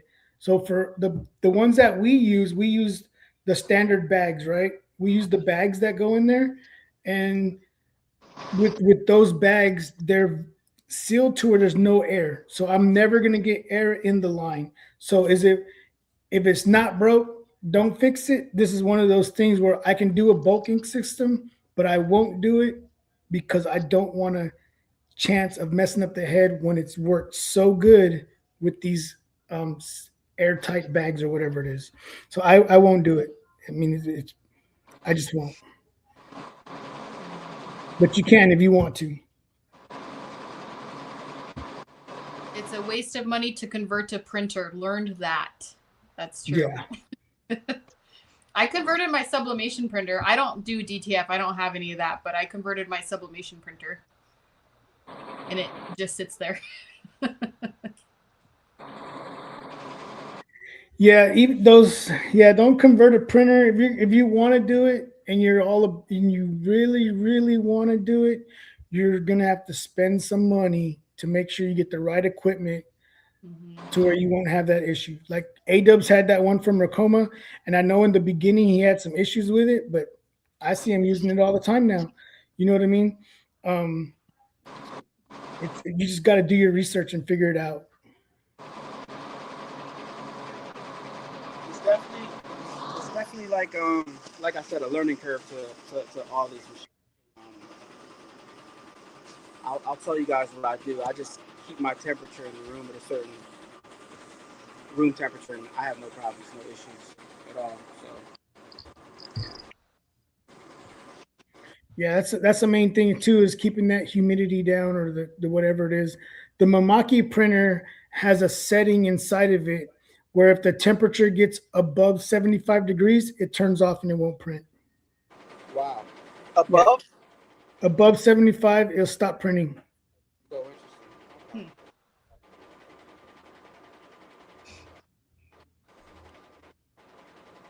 Okay, Heather asked embroidery question. Thread, is paying for Madeira worth it? What about other brands? What do you guys think? So I'll let you guys go first. I'll tell you my spill on that in a minute. I use both Candle and Madeira. I like Candle for the price. I mean, it's half the price of Madeira cones. Um, I haven't had a problem with either. It's just I'll give my customer the thread book of both, and whichever one they want to pick, that's what I'll order. So. I've only used Madeira, and I've used Auto too. I like Madeira better, personally, but I have been on the Candle Thread website, and I would definitely give them a try. You know, Madeira has a monopoly, obviously, but there are other threads out there, um, a lot of different brands out there, and it all depends on what you're looking for, right? Like most of them have the same basic colors, but if you don't agree with the price point or shipping of a Madeira, you can try Candle, or you can try like some of the other brands. But you know, I don't. You know, it's totally by preference. But I do know some of the uh, like the Amazon thread or something like that. They all work pretty well, but from my experience, some of them are more brittle and require Mm, some adjustments in your machine than others. But also, what could come into play is whether the thread has been stored very, very long or not. Because in mm, my experience, it seems like older thread that I've had, like if you don't store your thread properly, which sounds weird, it will give you more thread breaks because it is, like I said, it's thread, right? So mm-hmm, possible for it to not expire, but become a little bit more sensitive over time. mm-hmm. So my take on thread, here's my take. Whenever I got this contract from for doing scrubs, I need to get a charger for my phone. Um, Whenever I took this contract on for doing scrubs, I that company that was doing them before was using Robinson Anton and Ganold Mm, and and Madeira Classic and Madeira Polyester. For Facts. me, for me in my shop, I love Madeira Polyester. Madeira mm-hmm, Polyester is a lot tougher. If you don't know, now you're going to know. Madeira sells a polyester and a classic. How can you tell? Look at the top of the cone. It's going to say classic, or it's going to say poly neon. So if the difference is one of them's a cotton base and one of them's a polyester base, if you get that the poly one and you pull it, it's really hard to break it. You get the classic one, it's gonna thread break really easy. It's gonna fray really easy. Um, I don't care for Robinson Anton, but because a lot of the scrubs that we do need that thread, we use it. mm-hmm. You have it. The owner was like, you can switch the thread to Madeira, but the color has to match exactly. Mm, We can't take this job and the color be off a little bit. So because of that, I have a Robinson Anton section and a Ganold section. mm, Just because their thread colors are a little bit different than Madeira's polyester thread, which is the one that I prefer. Right. And is it worth it? I think it's worth it. I just hate their shipping costs. Yeah, I can agree with that. I don't like their shipping costs either. It's Yeah, like, you'll get like 5 or 6 charges before they even send it. You're like, what are all these charges for? and then they don't ship out the fastest either. Yeah. I've only ever bought Madeira from All Stitch. I've never bought straight from the Madeira website. I've only bought from All Stitch, and I get Yeah, it like within. I get it from Madeira. Yeah. Mm, MadeiraUSA.com is what it is. If you type mm, in Madeira, it's gonna pull up a company. You have to put USA, or if you Google it, it'll pop up. Um, I don't yeah, think because my thread keeps shredding on my Bernina. Your thread might be shredding because you might need to change your needle, or you might have tension issues. or the Your, Philadelphia ne- Oval. your needle might not be straight. The hole of your needle might be twisted a little bit, causing friction. Let's touch on that a little bit. Let's touch on the myth. I'm going to say the myth, but I want you guys to address this. What's your take? Some people, are you hearing this? Some people still saying your needle should be twisted slightly to the right. I've never heard that. You never heard that? No, No. I Well, leave. I make sure mine are straight. it's got to be. Yeah. Oh, the eyes needle has to be dead center. Yeah. Yeah. Perfectly straight. Yeah. And if you're having issues doing that, if you're having when you go to tighten up the Allen key, and you look at the needle, you put it in there, it's straight, and then you go to tighten it, it turns a little bit. Get another needle and stick it in that hole, and then That's tighten it. exactly what I That do. way, it stays nice and straight. That's Yeah. exactly what I do. Yeah. Yeah. Logic says, I know most of you guys are Racoma influencers. I have two myself, but what do you think? What about the buy embroidery machine? Got any experience with that? Um, I did see them at the show in Florida, and a lot of the Racoma people are now working for the buy people, just so you know that. Oh. Yeah, a lot of them. And they were like, Joe, come here. Let me show you this embroidery machine. But they're all cool dudes. You know what I mean? Those are the ones that I started with when I first got with Racoma. So I built a relationship with all of them. And now that I see them working over there, I'm like, oh, dang. But I was with another couple that I met at Deco Summit. They went to the show also. They bought the buy machine, and I asked them 2 months after they had bought it, I was like, what do you think about it? They're like, it's good, but the Racoma machine is better than the buy machine. I haven't personally used it. I haven't, but that's what they tell me. Did you ask him like what made it better? Because better is like, It's what pretty. makes, you know what I mean? What makes one better than the other? Because that's the conversation that always comes up. I did like is their cap thing where you clamp it. You know how the ones that we have has a screw. You got to tighten that screw or loosen it to tighten it. Yeah. Theirs has a spring, so you never have to tighten it or loosen it. Oh, interesting. You Okay. just you just bring it around and you hook it, and the spring keeps it tight. Yeah. Okay. I'm Interesting. gonna go get a charger real quick. Give me a Yeah. sec. Yeah, charge up, man. Charge up. Oh, speaking of charge up. Whoa. I've plugged in from the beginning. You guys are slacking. I am definitely slacking. Definitely a slacker over here. Right? Yeah. I've only had Racoma, so I can't speak to using any other machine. The only other embroidery machine I've had that wasn't a Racoma was my PE 800. So unfortunately, my opinion's a little biased, but Yeah, I don't like giving opinions about machines I've never used either, but yeah. I can say based off of what I've observed in the industry that it seems like they're not bad machines and they embroider fine.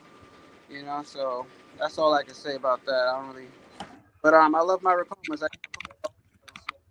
They work fine, and a lot of myths Yeah. out there still about them, but yeah, but okay, here's the charger. Yeah. I think it's a lot like people have preferences on what, type of car they want, Dodge versus Ford versus Chevy. They all, I mean, basically do the same thing, in my opinion, of course, but I think it's just what you can do with it, using what you have to the best of your ability. Along with price range too, right? What's in your Yeah, budget? yeah. What can you afford? Yeah. So Mm-hmm. a lot of changes going on in the industry, a lot of different companies popping up out of nowhere, Yes. So and I will say that I see a lot of machines and a lot of people using them, and Mm-hmm. generally what I will say is generally when you hear about complaints about embroidery machines, no matter what brand it is, the complaints are always consistent. Mm. What do you find, Kayla? With complaints? Like as far as like say like a buy or even a Melco or even a Lacoma or even a Barrett in, like have you been in any of the other groups and What have you observed people saying, like complaint wise? I mean, I I'm not really personally, part of any other groups except for the Racoma groups. I would I've joined a couple just to see what they say, and it's the same. Like you go on Rakoma's Facebook, you get people that are complaining. You go on Melco's, you go on Buys, you got people that are complaining. Um, and I always tell people that the issue is from here to here. You're the machine.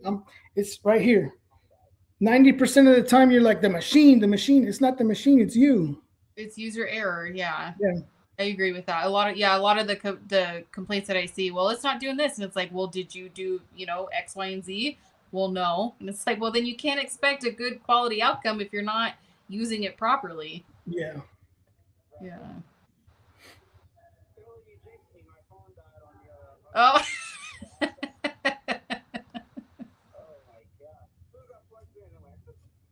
Someone said I have the buy mirror, and the needle has to be turned to the right a little bit. Mm, I mean, I've never heard that, but if it has to, mm, yes, that's when I try to order my thread is when Madeira on the weekend because Madeira does give discounts on the weekend. mm. What about venting for the DTF? I don't know what that is, with the shaker and oven, and the smell is so bad, even with the fume extractor, I can smell it through my mask. Yep, right. Well, real quick, right now they're running a you order 150, use weekend 15, and you get a percentage off. So yeah, every weekend Madeira does do that. Mm, But still, at the same time, it's like, why do y'all charge me 10 times? You know what I mean?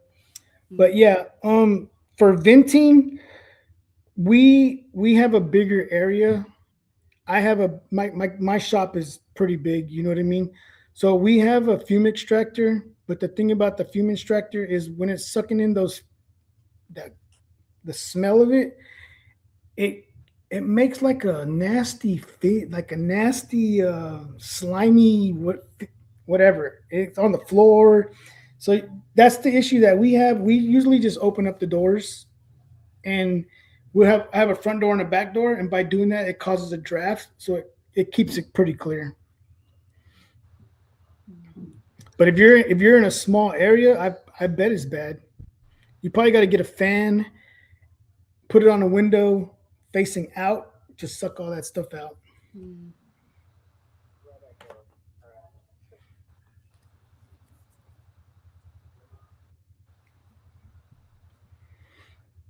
All right. Should we do the VIP ticket giveaway? Whenever you're ready. Because I don't. Do you guys have? Do you have any? I can't see the Instagram questions. Are there any more questions on Instagram? I'm looking right now. How long have you guys been on? I know I'm late. Oh, I'm super late. An hour. Sheesh. No, we started 2 hours ago. We started at 10 o'clock. Sheesh. Yeah, we got on. We were like, I don't know where Alan is, but Sorry about that, guys. I just so on my phone I can't see the messages from Instagram, but I just got on my phone, so it's not. I mean on my computer, but it's not showing anything because it's just got on there right now. okay. Well, let me see how to share my screen. Let's see.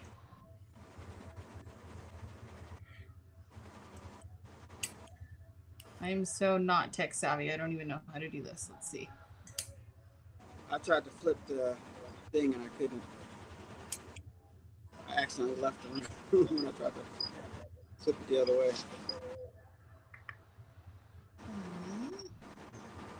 Wait.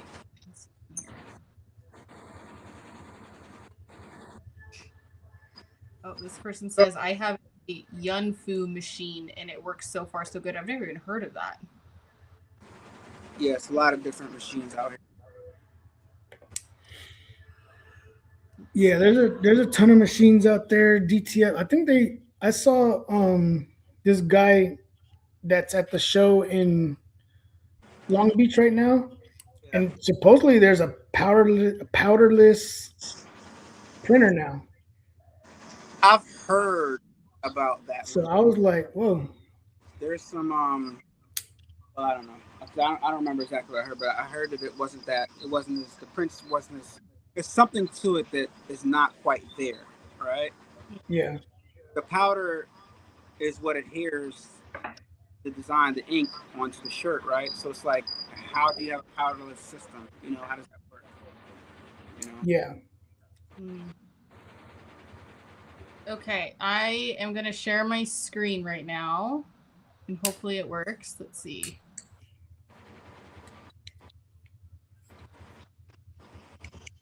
Share screen. Let's see. Yeah. If you're just starting out and you're like a machine from Racoma, I think maybe 12 to 15,000 if you get the MT 1501, compared to a buy machine, you can get it for like $5,000.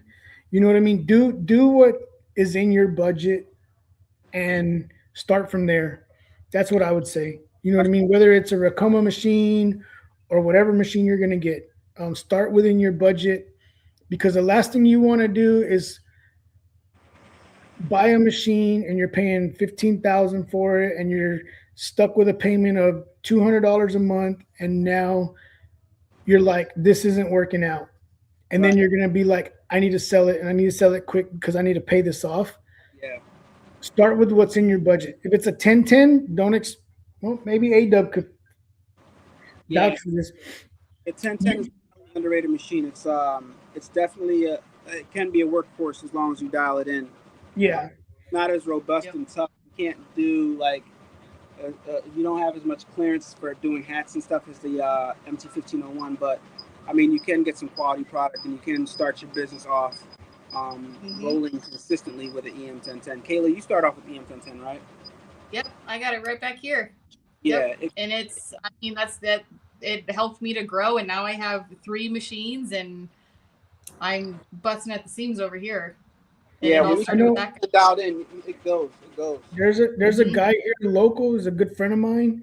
He was like, man, I want to get into this. I'm like, do it.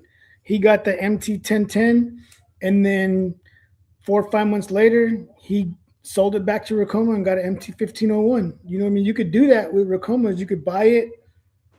They're not going to give you as much as you paid for it, but you're going to get something. Yeah. Whatever. And then they'll knock that off of whatever you get. So, that's a cool little thing that they do. Yeah. 100%. Yeah. Yeah. All right. Can you guys see my little spinning wheel? No. No, it's not sharing the screen.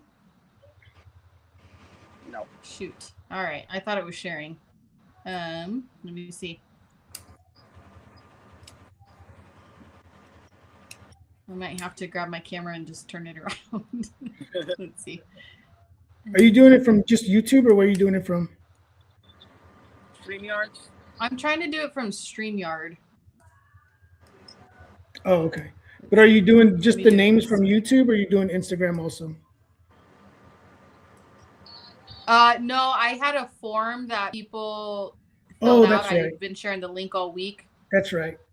Yeah. Yeah, I had sent it right before we these started. Are people that fill out it's the not form. too late.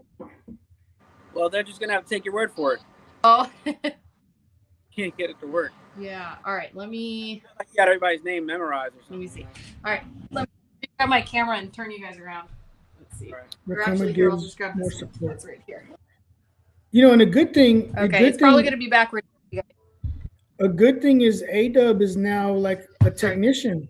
I'm looking to take that class to be a technician too sometime this year.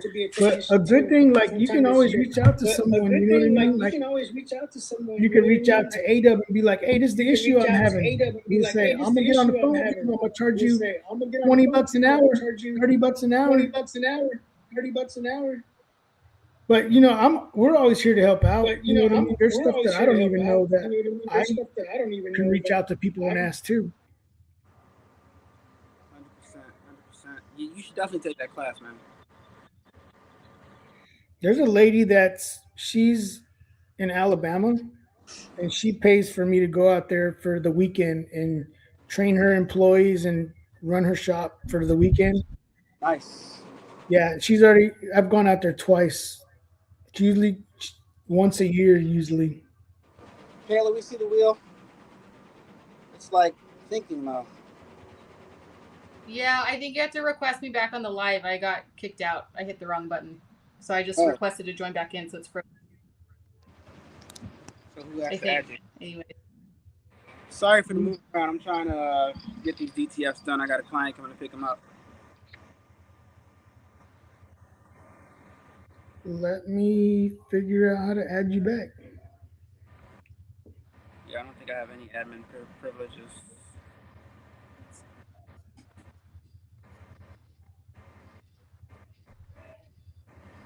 I don't see how to add you back on here now.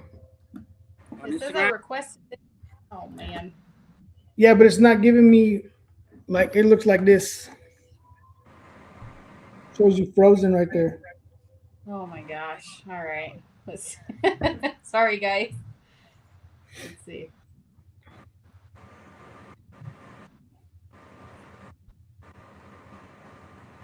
Someone said on Instagram that class is good to have in your toolkit. I really want to do it because, like with the 6 head and the 3 head and 2 single heads, like they all run different. There's all something different about them. So it'd be good to know. Like if say you turn off head number 2, and when you turn it off, the pressure foot's still going up and down. Like you have to know, like the reciprocator. I think that's what it's called. You got to take it out.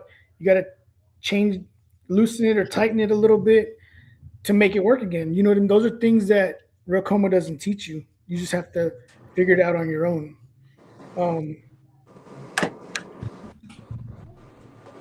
Yeah, definitely a good class. Did that request go through, Joe? I don't. Oh, let me see now. Let me see.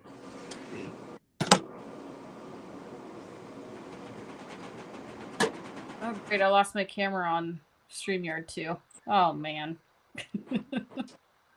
Technical difficulties. We'll be back. Sorry, guys.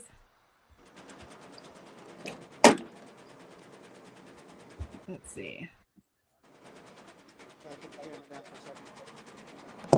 Cameras.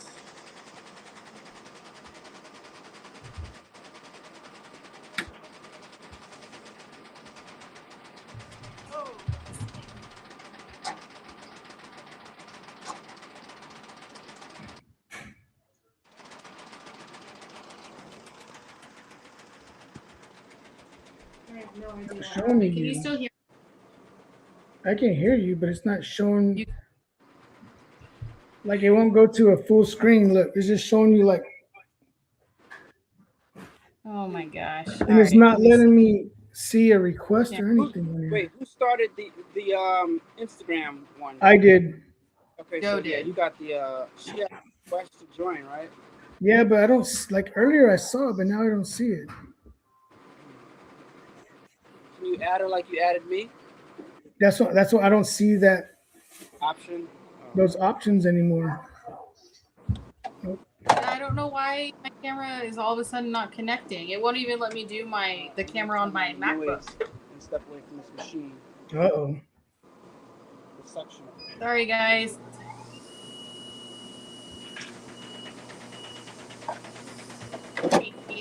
Spin the wheel, and you guys will just have to take my word for it, I guess. Take a picture of it. Just take a picture of it. Yeah. Yeah, I don't know why this just all of a sudden isn't connecting. Working. Yeah, I have no clue. All right, let me do this. All machines here. All machines here. All right, I'll take a video of the clicker and then put it in my Instagram stories after this so that you guys know I'm telling the truth of who won. Okay. Kayla's got the. All right, so we had. She's got the goods, and Yeah, and on Instagram it still says I requested to join. Yeah, but it's not giving me the option to add. It's not giving me the option to add. I don't understand. All right, well I'm gonna hit the clicker. Let's see. Kayla. Technical difficulties. Watching. Boom. Watching. Boom. Mention. No. I can't do All anything right. It looks fine. like Mariana, you won the VIP Deco Summit ticket. Yay! And now, Joe, you're frozen on your So phone. I will You just post came that back to my on your line. stories. Okay, you just came back on your line. Mariana? Yeah, Mariana Rodas. So you have like no preferences on on Instagram to add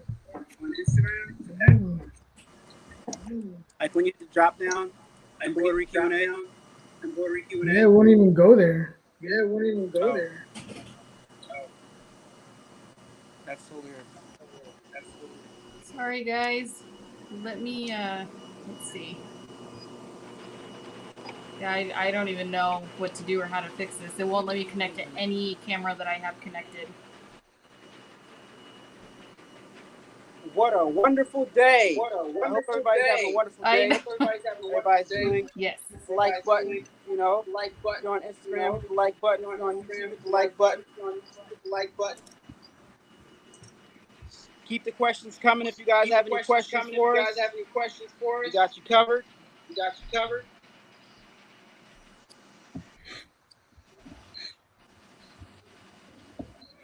Thank you, whoever hit that like button just now. Appreciate you. There you go, Kayla. Kayla's back. Finally. Okay. Finally connected to my camera on the computer, not my phone. So I guess we'll just have to stick Wait, with it. your audio, Kayla. All right. Hear you? Say something. Can you hear me? Yep. Hello? Not on Yeah, YouTube. you can hear me? Not on YouTube. Not on YouTube? Okay, let me see. You can hear, Joe? Let me, I have you on Can you- StreamYard. Yeah, I have everything else Can you muted. hear me now? But can you hear Kayla on YouTube? Let me see. Can you hear me? I can hear you on YouTube. I can't hear Kayla.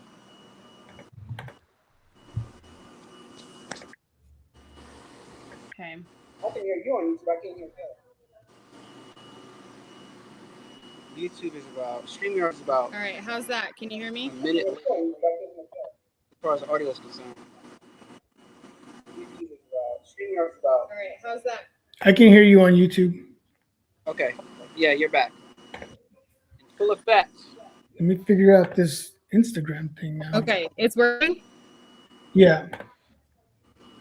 Okay. Okay, sorry about that, guys. I don't know what the heck happened. Hope it's not too loud. Trying to see if I could get you on here. Oh, on Instagram? Yeah, it's not letting me add you. Kayla, you can't request to be added to the live. I did. On I your requested it. Well, I have it Use on. again on, Yeah, let me YouTube. here. Let me switch from my iPad to the phone. Hang on. Let me try that. That's what you Too get for many trying to- things. We're trying to do video stuff. Happens to me all the time. Let's see. Almost. Well, Is Marina still here in the YouTube?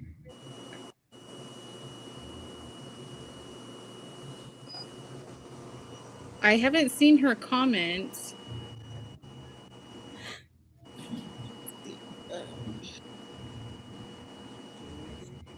What's up with this? All right, I switched to my phone and requested again on Instagram. can you hear Kayla? Because I can't hear her. She's talking, but I can't. Yeah, I can hear. Oh, okay. As long as you can hear her, that's all. Okay. All right. Sorry about that, guys, but congrats to Mariana. I don't know if she's still here or That's not. crazy because I can hear you on YouTube, but I can't hear Kayla. It's weird. I see her lips moving. I said, I I see your don't lips know. moving. You can hear her though? Yeah, there's several people that say they can hear me. Yeah, I can hear. That's so weird.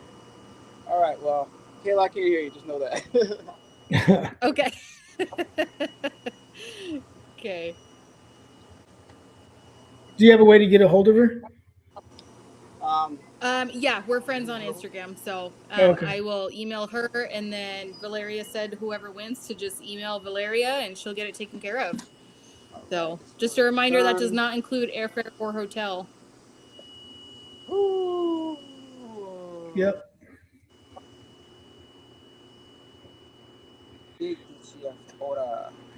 There's a delay on Instagram. Yeah. I can't figure how to All add you right. back. Any other questions, guys? Uh-oh. Answer. You gotta put the phone down for a second.